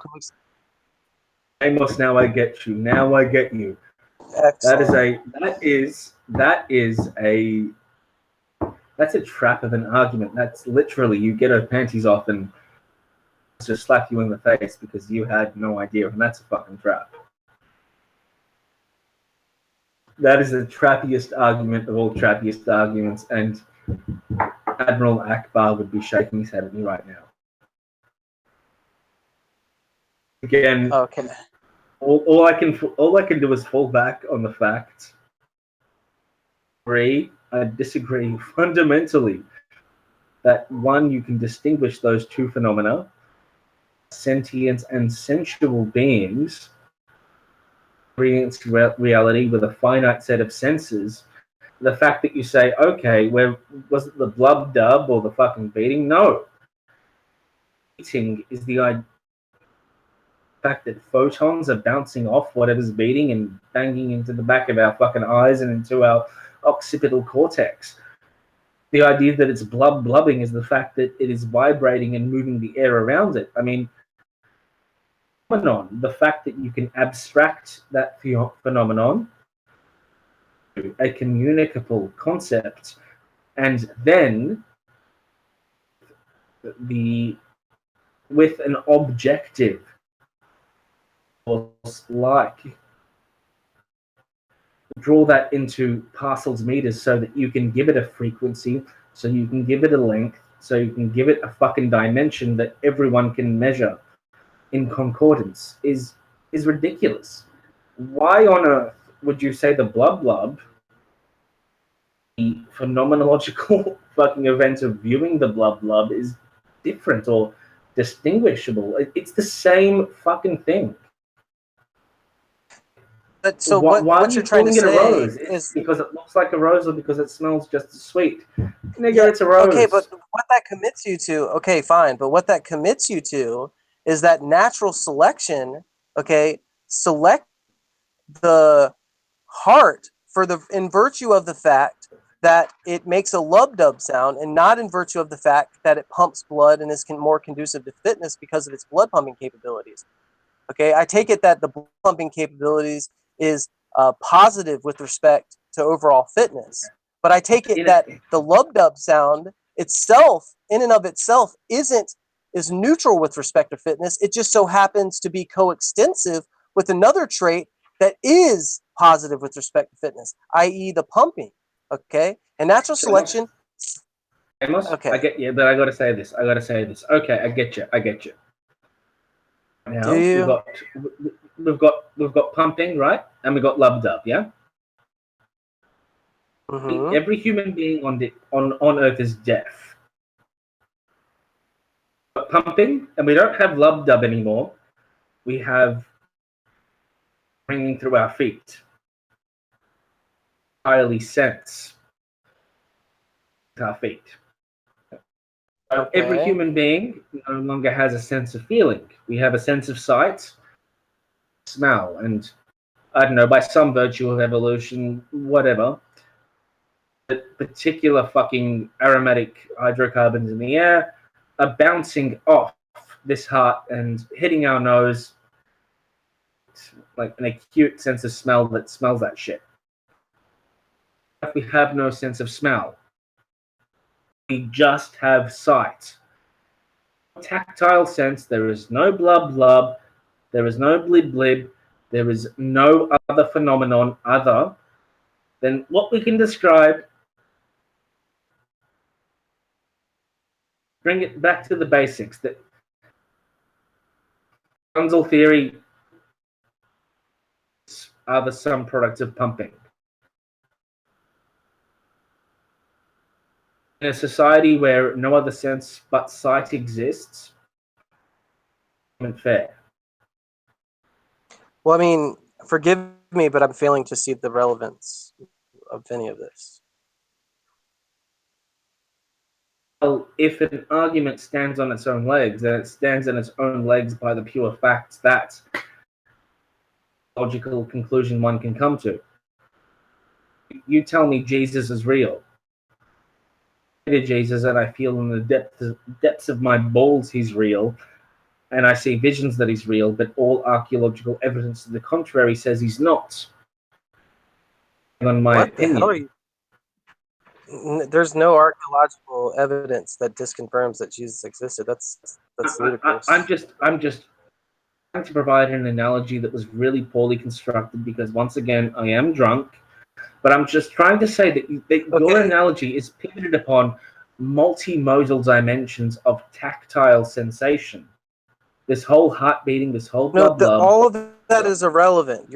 All of that is irrelevant. That none of that is what the argument hinges on. You know what? I actually think let's see if I can. Of my argument. You know what? Stop. The flaw in my argument is not that I can't cross-verify, but yes, the blub and the beating itself. It's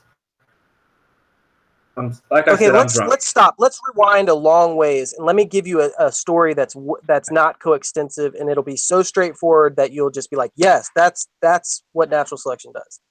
Let's say that there's a population of flies, right? And the population of flies lives in an ecology that's generally white, okay? And let's say that they have a certain type of predator that preys on these flies, okay? And let's say that there's a random genetic mutation, which happens, okay? They happen randomly, random mutation, and some flies come out lighter in color than other flies, okay? Let's say that the original color was a dark color, okay?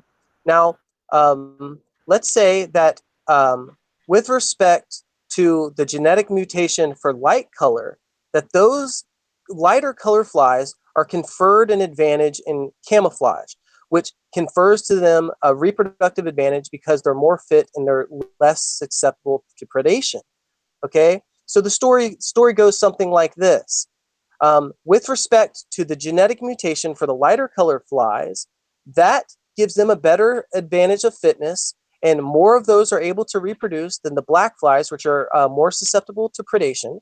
And so what happens is the white flies are able to produce more, spread their genes throughout the population, and eventually that trait moves to fixation. Okay, so what happens is now we have a population of white flies where all the black flies have died out, okay, because natural selection has selected the white flies because of its fitness conducive properties with respect to a white ecology. Pretty straightforward, right? No controversy here. Okay, that's an explanation. That's an explanation for why white flies were selected for and black flies were selected against. Okay, straightforward natural selection explanation, right? No controversy here, right? Cool.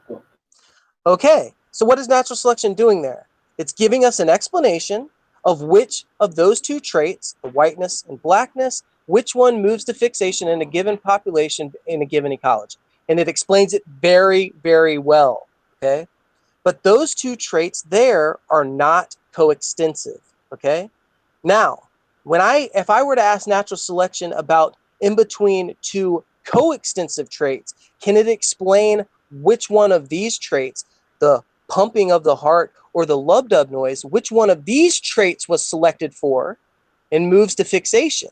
The natural selection proponent's going to say, obviously the blood pumping was selected for because of its fitness conducive properties, and the sound is just a neutral property with respect to fitness, and it was the sound is a ride along because it's coextensive with a healthy blood pumping heart, which is conducive to fitness. So, but they want to say that it's, of course it wasn't because of the sound, and of course it was because of the heart pumping abilities. Okay, and here's where the problem remains. Okay, natural selection does not have a mechanism that can reach into an intentional context with an S to explain why one of the coextensive properties was selected and the other selected as a ride-along. Okay, and it can't do that because the statement is an intentional statement and the context is an intentional context, and it doesn't follow that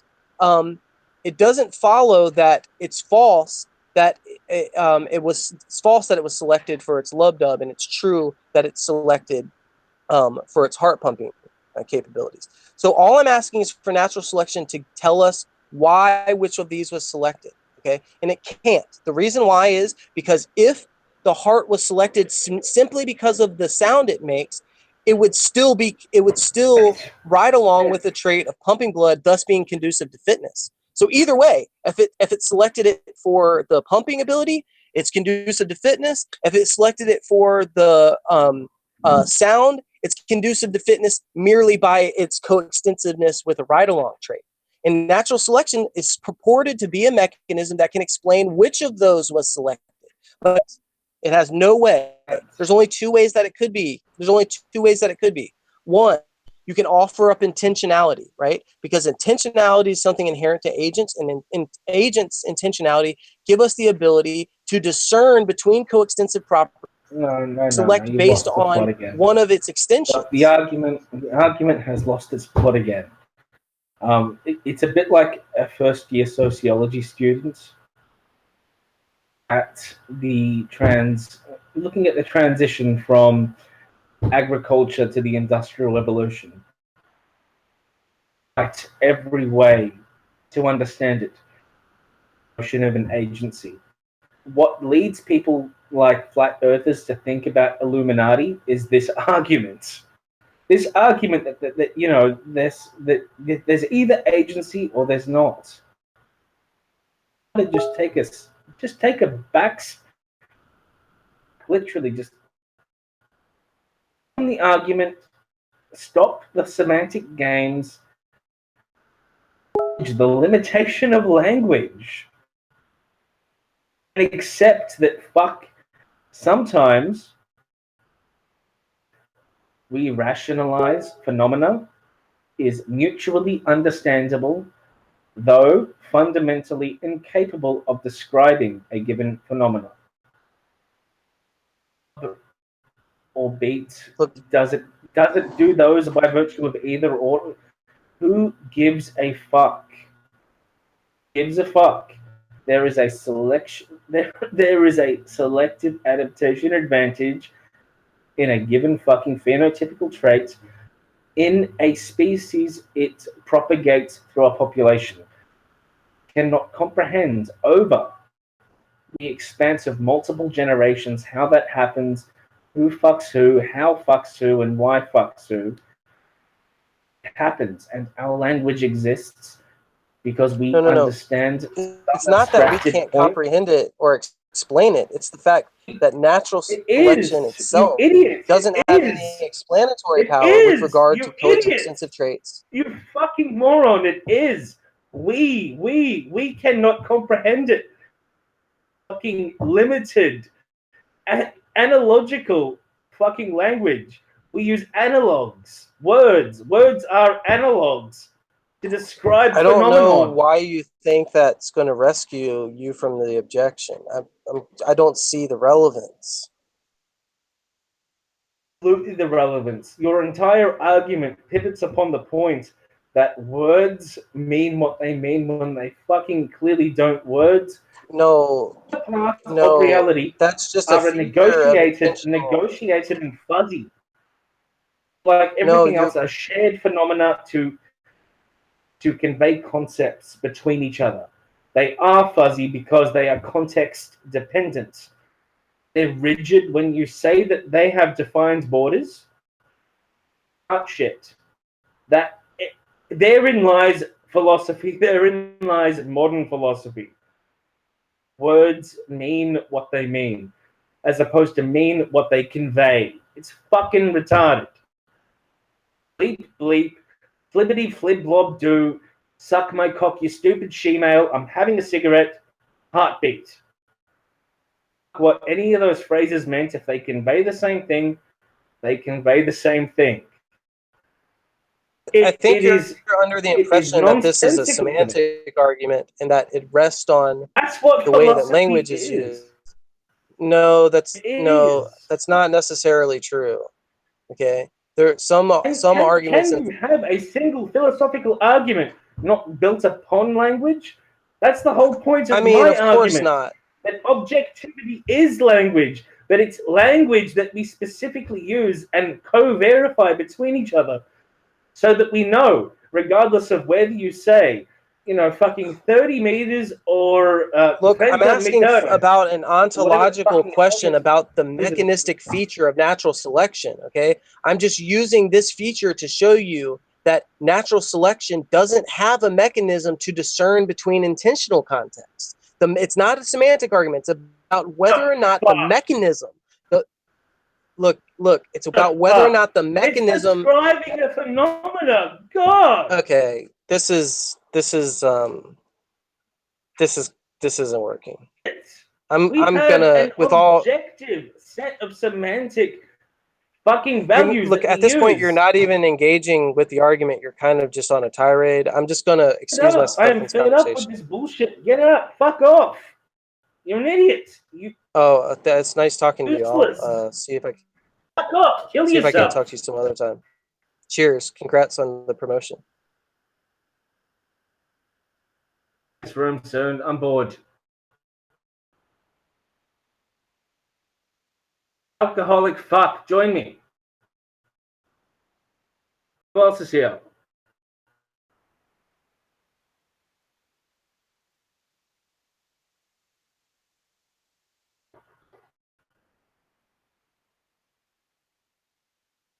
Ladies and gentlemen, I may have been completely wrong that whole time. I don't care. Test not philosophy as much as criticisms of modern science. If you want to join the Discord, join me. He isn't here. Probably practicing the guitar or something.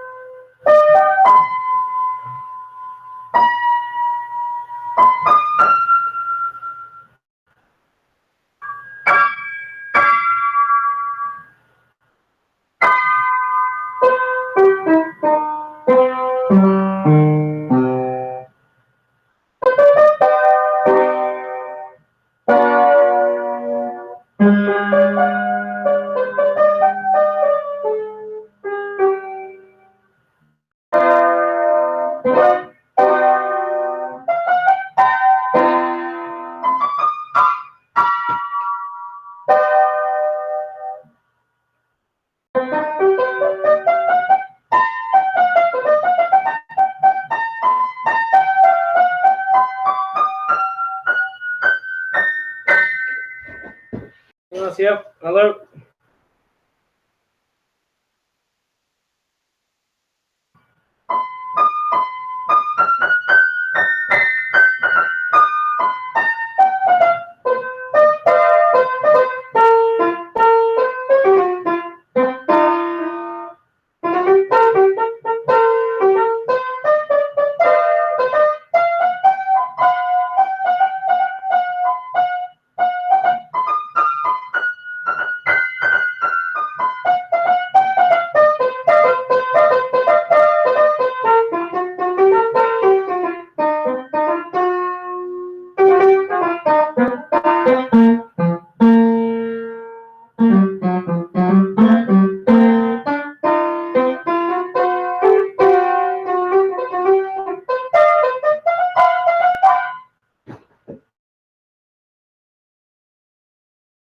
You fat fuck, you here?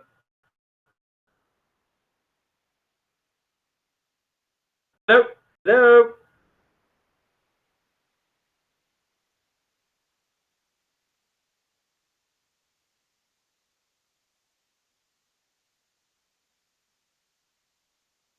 Fuck.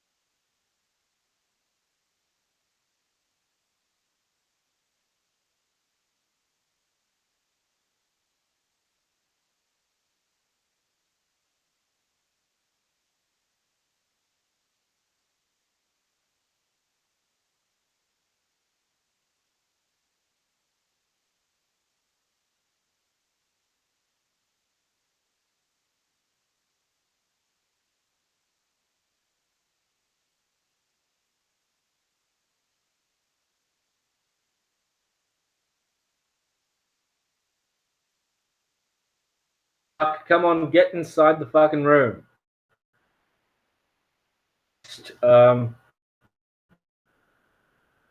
Ladies and gentlemen, join the Discord community. I have no fucking clue. The chat's here and they're quite lovely.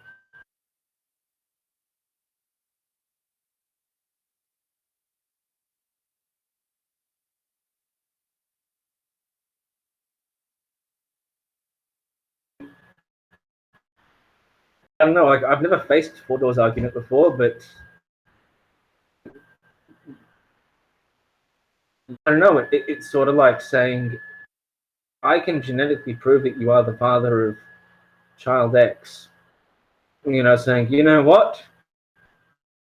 Put my load over a hooker's face and say, well, how the fuck does it make sense? Makes sense.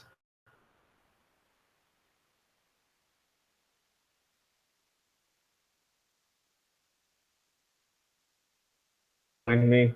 I'm not gonna leave Steve hanging here in dead air, but I'm not the best fucking jockey. Can you hear me? Is that you, Steve? Yeah, I'm gonna be ending the Hey, how's it going, dude? Hey, let me just throw this out there. Yeah, Fodor's argument is actually a legit argument. People that don't think Fodor's argument is legit either probably don't understand it, and they're just having a knee-jerk reaction to it, or they're trying to treat it as a biological argument rather than a philosophical one. It's a very, very legit philosophical argument. Seamus has a very good understanding of it. He explains it perfectly.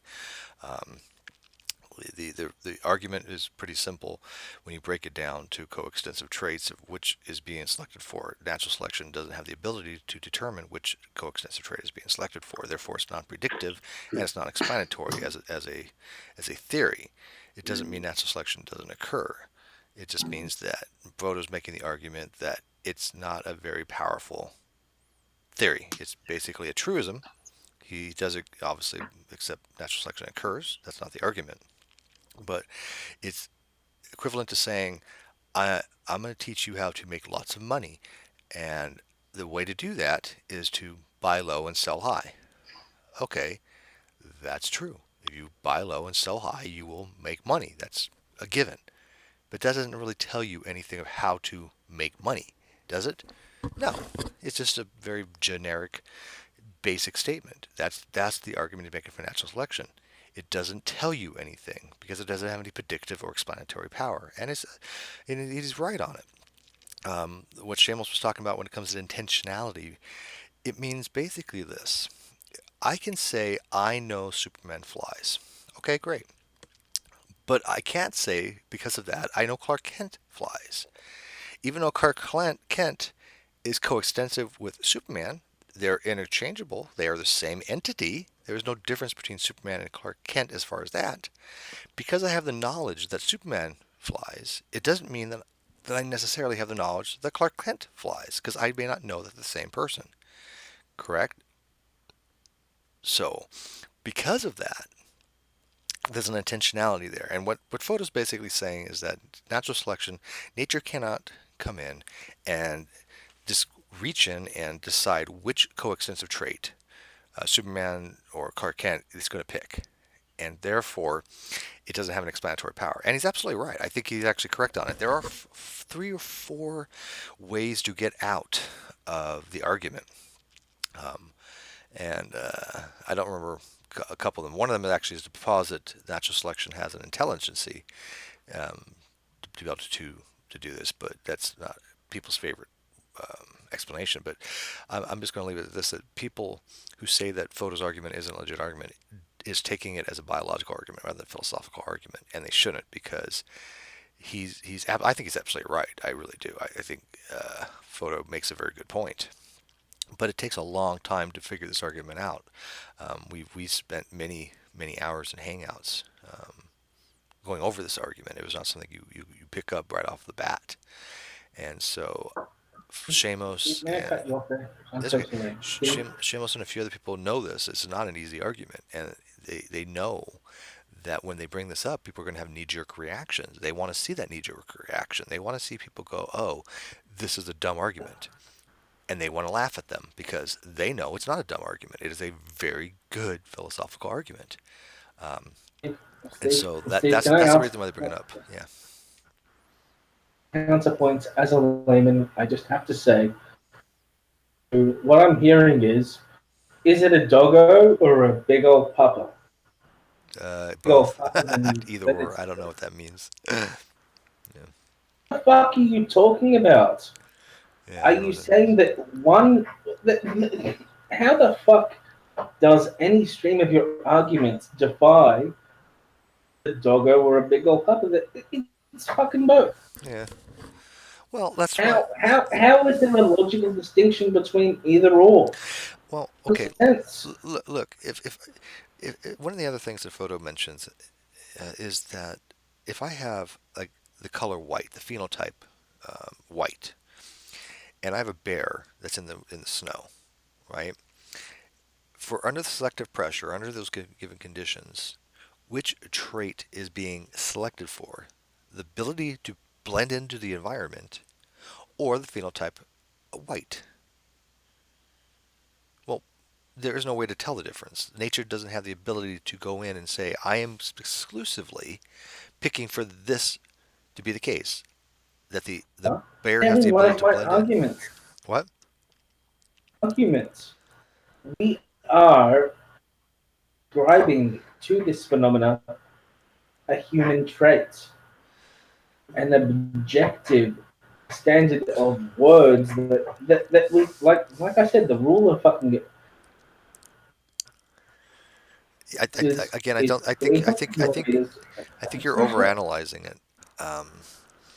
All Fodor is basically saying is that you cannot predict which of those coextensive traits nature's going to be selected for. You can't do it, and therefore it has no predictive power. Yeah, I can tell you, buy low, sell high, you will make money. It predicts that.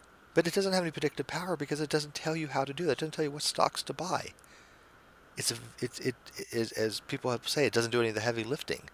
So yes, it's a truism that if you buy low, sell high, it'll work. But it's the same thing in natural selection. Yes, natural selection exists, but it doesn't tell you anything. It doesn't tell you what it's being selected for. But again, this is not a controversial thing among philosophers. This is actually a variation of a problem that goes back a long ways. Fodor just kind of reinvented the wheel as far as it for biology. But I think, like I said, people have a knee-jerk reaction to this particular argument because they hear natural selection and they're like, oh yeah, we know natural selection is a legit thing. Well, of course, biology is a legit thing. But this is No, not a I wait, have wait, a wait, wait, knee-jerk finish. reaction Wait, to hang on, any philosophy. hang on. This is not a biological argument. This is a philosophical argument. And it has to do with how things are predicted and how things are explained. And for a theory, for natural selection to be a theory, it has to have both explanatory and predictive ability, which Fodor and other people argue it just doesn't. And they kind of have a point. But that doesn't have anything to do with biology. It doesn't mean natural selection doesn't exist. My counter argument is if you take the linguistic and objectively used words that we all share to describe natural selection, you take them out of their context and then you abstract them. Arguments, of course, if anything is taken out of its context, it no longer holds the same meaning. Well, that's true. But as like rational, actually, Martin in the live chat actually he inadvertently kind of understood this. This is a simple tautology. And that's why it has no predictive ability, because it is a simplistic tautology. Natural selection is too simplistic to be a theory. It doesn't explain anything. You take the language of natural selection out of its fucking context, tautology, and it no longer means shit. But nobody's taking anything I out of don't know context. anything about biology, Steve. I'm a statistician. Yeah, numbers. I don't know shit about that, but if you take any number out of its context, it means shit. But Fodor is not taking out of context. Yeah, Macabre. Fodor is not taking out of context. Fodor is a very accomplished philosopher. There's no magic here. There's no manipulation. There's no taking out of context. He's making a very valid philosophical argument that's been around for a long time. He says we changed it to kind of apply to biology. It doesn't make it incorrect. I haven't met anybody who understands this argument that doesn't think Fodor does not have a good argument. Not one person yet. And anybody who thinks that this is a bad argument, I don't think understands the argument. And Seamus knows this, and so does Jack Angstrike, and a lot of them. So does Godless Girl. So does that's right. Screeching cunt. Yeah, but she understands this argument, and she gets a kick out of it because when she brings it up, people have this pushback on it that they think this is a bad argument or it's not an argument. Oh, Steve, look, literally when I'm presented with this argument, shit I smell. What's that? When people tell me when people tell me this argument, my critical senses smell of shit I smell. That prejudice is power plus. Well, this isn't. It's power plus prejudice. Yeah, this isn't prejudice. This is again. This is a lot of advanced concepts. This is not an easy argument. This is probably one of the hardest arguments out there when we're talking the things in the great debate community. When like for example, the amount of effort to try to understand things like polonium halos for physics or helium diffusion rates, they're not easy things. And this is the equivalency of the helium diffusion rate argument for philosophy. Look, dude, I have a year 10 education in physics. To me as a layman, I get that. I have a year 10 education in fucking biology. And something about inside of a star, I get that shit. Mm-hmm. I have a much better understanding of chemistry. Drag on another hangout, talk about that shit. I get that. Uh-huh. Sounds like it's like a production line of 10 fucking philosophers jacking themselves off and come into a fucking microphone. Yeah, I don't see that. I've read extensively into Fodor's argument back when we were talking about this, and I think he's right. I think he makes very valid points. I know people that have PhDs that think he has very, very valid points. So yeah, I mean it's just one of those things that you have to kind of look into the argument and go read about it. But just to say that it's yeah. I did give forewarning before I engaged with Shamos that I was drunk and I was celebrating, and I might get a bit snarky. And Steve, you know me. Oh yeah, no, but I mean, I'm telling you, Shamos is right on this. I think. I mean, I've had my past with Shamos, but I've read what Shamos has written about this, and he seems to be spot on about it. And like I said, the people that are experts in this field have also agreed that Shamos has a really good understanding of this. So. If Shamos is still listening, I'm sorry I told you to go kill yourself. Well, it's funny because when Goddess Girl brought this up to Aron, Aron had the same knee-jerk reaction, and Aron doesn't know this argument. He's never heard of this argument before, and I had to step in and go, "Hey, look at Aron. You know what Goddess Girl and Josh is telling you is an actual philosophical question, and they're not just pulling this out of their ass." So. And I know a lot of people in the live feed right now don't accept this. Fair enough. But you know what? Everyone that I know that has a PhD in philosophy or a master's degree in philosophy seems to agree with Fodor. So, I mean, if you think that they're wrong, write it up and let's look at it. But I happen to agree with Fodor, and I happen to agree with them. And like I said, we spent a lot of time in Hell in a Handbaskets hanging out with people that do understand these concepts, talking about intentionality, and it made a lot of sense, and I happen to, like I said, agree with it because just because natural selection makes very simplistic predictions, like I predict if you buy low and sell high, that doesn't mean that ability there is a scientific model. It's not an explanatory model. It's not an explanatory model. It's not a predictive model. It doesn't do anything for you besides tell you buy low, sell high. Great. Okay, well that's pretty basic. Well, that's what he's making the argument for natural selection. It doesn't do any of the heavy lifting. It just says, yeah, it predicts that we'll see certain traits because of certain conditions, but it doesn't tell you which of the traits is really being selected for. And he's right, I think. Well, I mean, people in the live feed who think that Fodor's wrong. I don't know what LTV is, Tom. You keep asking me. I have no idea what LTV is. Limited. Yeah, I don't know what that means. But if you guys think Fodor's wrong, then write up your paper and send it in. This is a philosophical question that's been out there for a long time. But just to say Fodor's wrong, I don't buy it. Everybody who I've read on this that says Fodor's wrong, I think makes some serious mistakes on the understanding of the argument. So, the labor theory of value. My problem is. Oh, see, I hate the labor theory of value, Tom. My problem is wait 1 sec. That's Jack Ingstruck's big thing on labor theory of value. I'm not a fan of labor theory of value, but I don't know enough about it. But I know Jack Ingstruck really kind of puts a lot of credence into the labor theory of value. But yeah, I don't know about the parallelisms between labor theory of value and Fodor's argument. I'm just saying from a philosophical standpoint, Fodor's argument to me makes a lot of sense. So.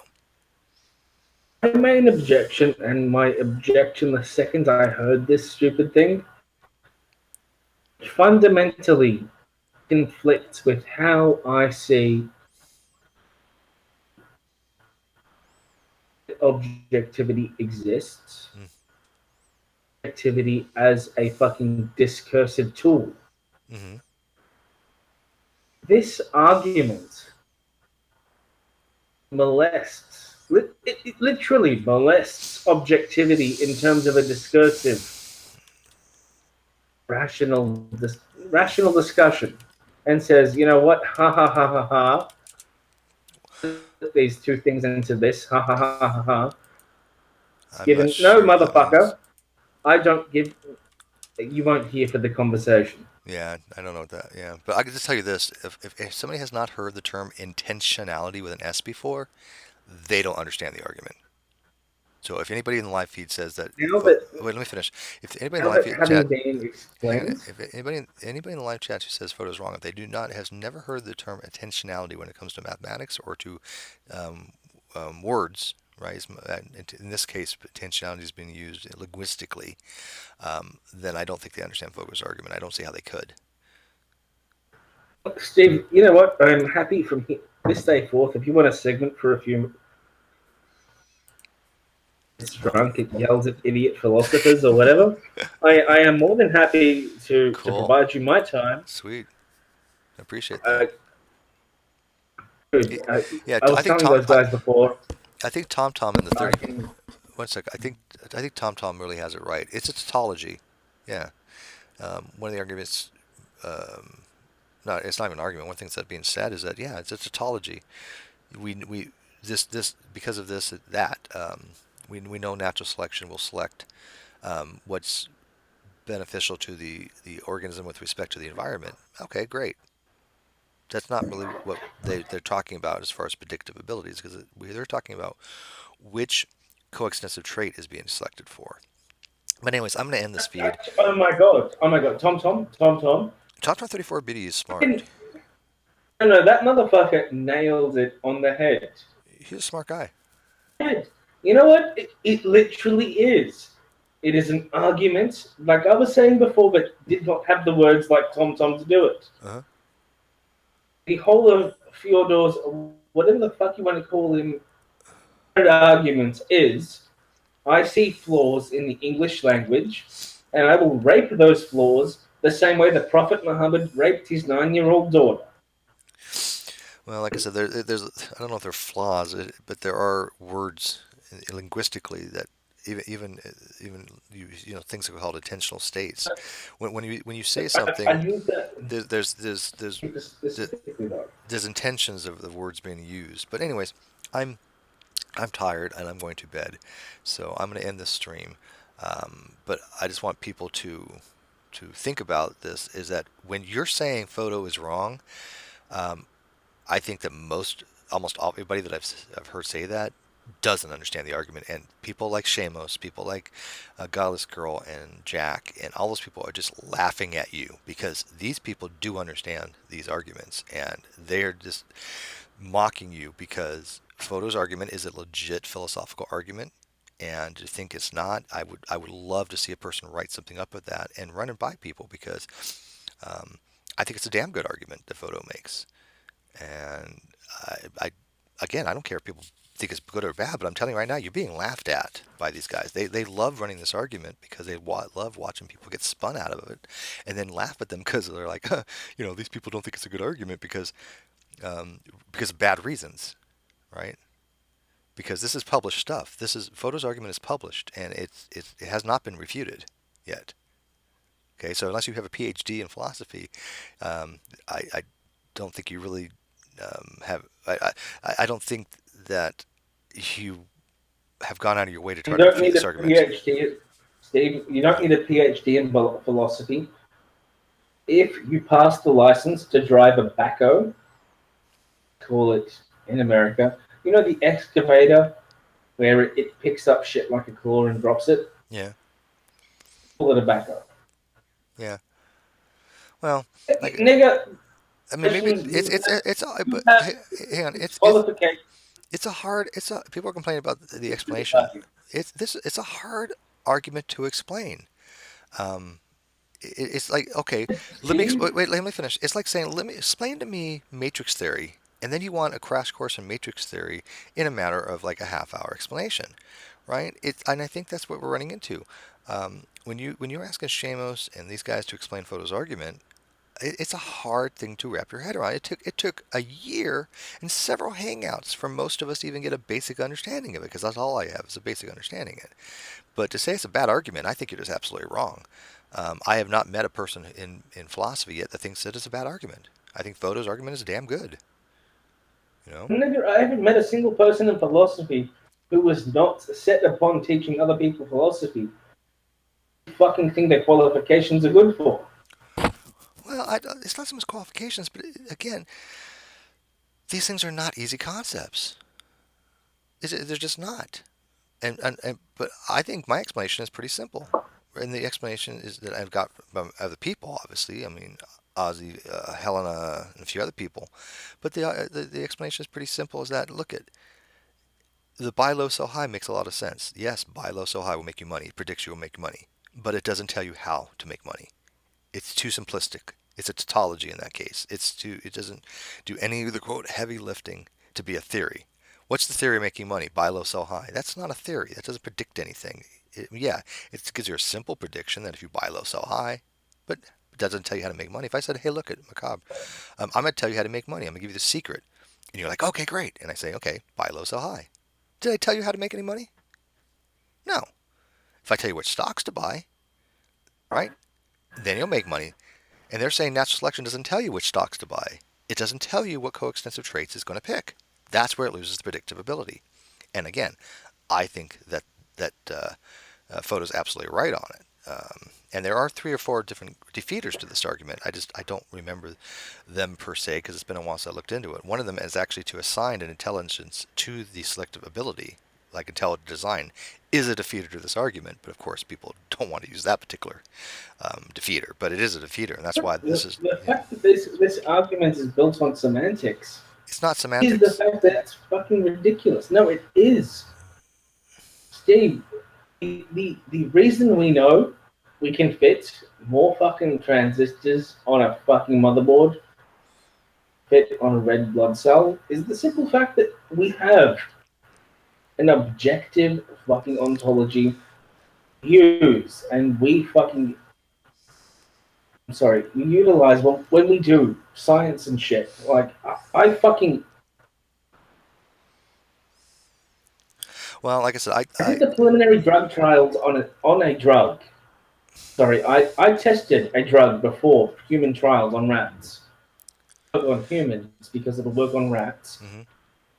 And why? Because empirically, these organs are sufficiently similar to human organs that they are analogous to test on humans. I don't know. I am far too drunk right now to carry on this conversation. That's fine. Well, let me wrap it up. Old Scratch says, he said nothing about predictability. He said natural selection is not falsifiable. They go hand in hand. That's where I think Shamos failed, though. He didn't explain very well that. The falsification criteria that Popper has for a theory is that it has to have a predictive ability. And if it fails in those core predictive abilities, then it's considered to be falsified. Because you cannot determine which coextensive trait is going to be picked, it is unfalsifiable. So natural selection is unfalsifiable in that regard. So, but like I said, if you guys think this is a bad argument, go to the go to the Great Debate community, write up your refutation, and then let the experts explain, if your case is good or not. I have yet to find somebody who has a good understanding of this that has defeated Fodor's argument. Just not a single person yet. But that doesn't mean it. To me, it doesn't really mean anything. Okay, yeah, it's an interesting philosophical argument. It's been around thousands of years, actually. Fodor did not come up with this argument. He just changed it to have to do with biology. But the intentionality aspect has been around for a long time. And so, if you think you can fix one of the big problems in philosophy, then be my guest. Let's read it. I'll check it out. But I think people are just having knee-jerk reactions, and that's all. And that's what I think that they're being played. I think that people want to see them have knee-jerk reactions, and then Shamos and Godless Girl and Jack and Josh and all them just sit back and laugh. Simple as that. They're like, you guys don't understand the argument, and I think that they're right. I think a lot of people don't. They just think they do. But anyways, they want you to lead us out with some music as I close the feed. So play some music, and good night, guys. Thanks for watching. This was great. Tomorrow, remember, 7 o'clock Eastern Time, we will have the Aron Ra and Hovind discussion. What could possibly go wrong? All right. You gonna play some music, or are you too drunk? He's too drunk. No, All right, play some music. Good night, guys.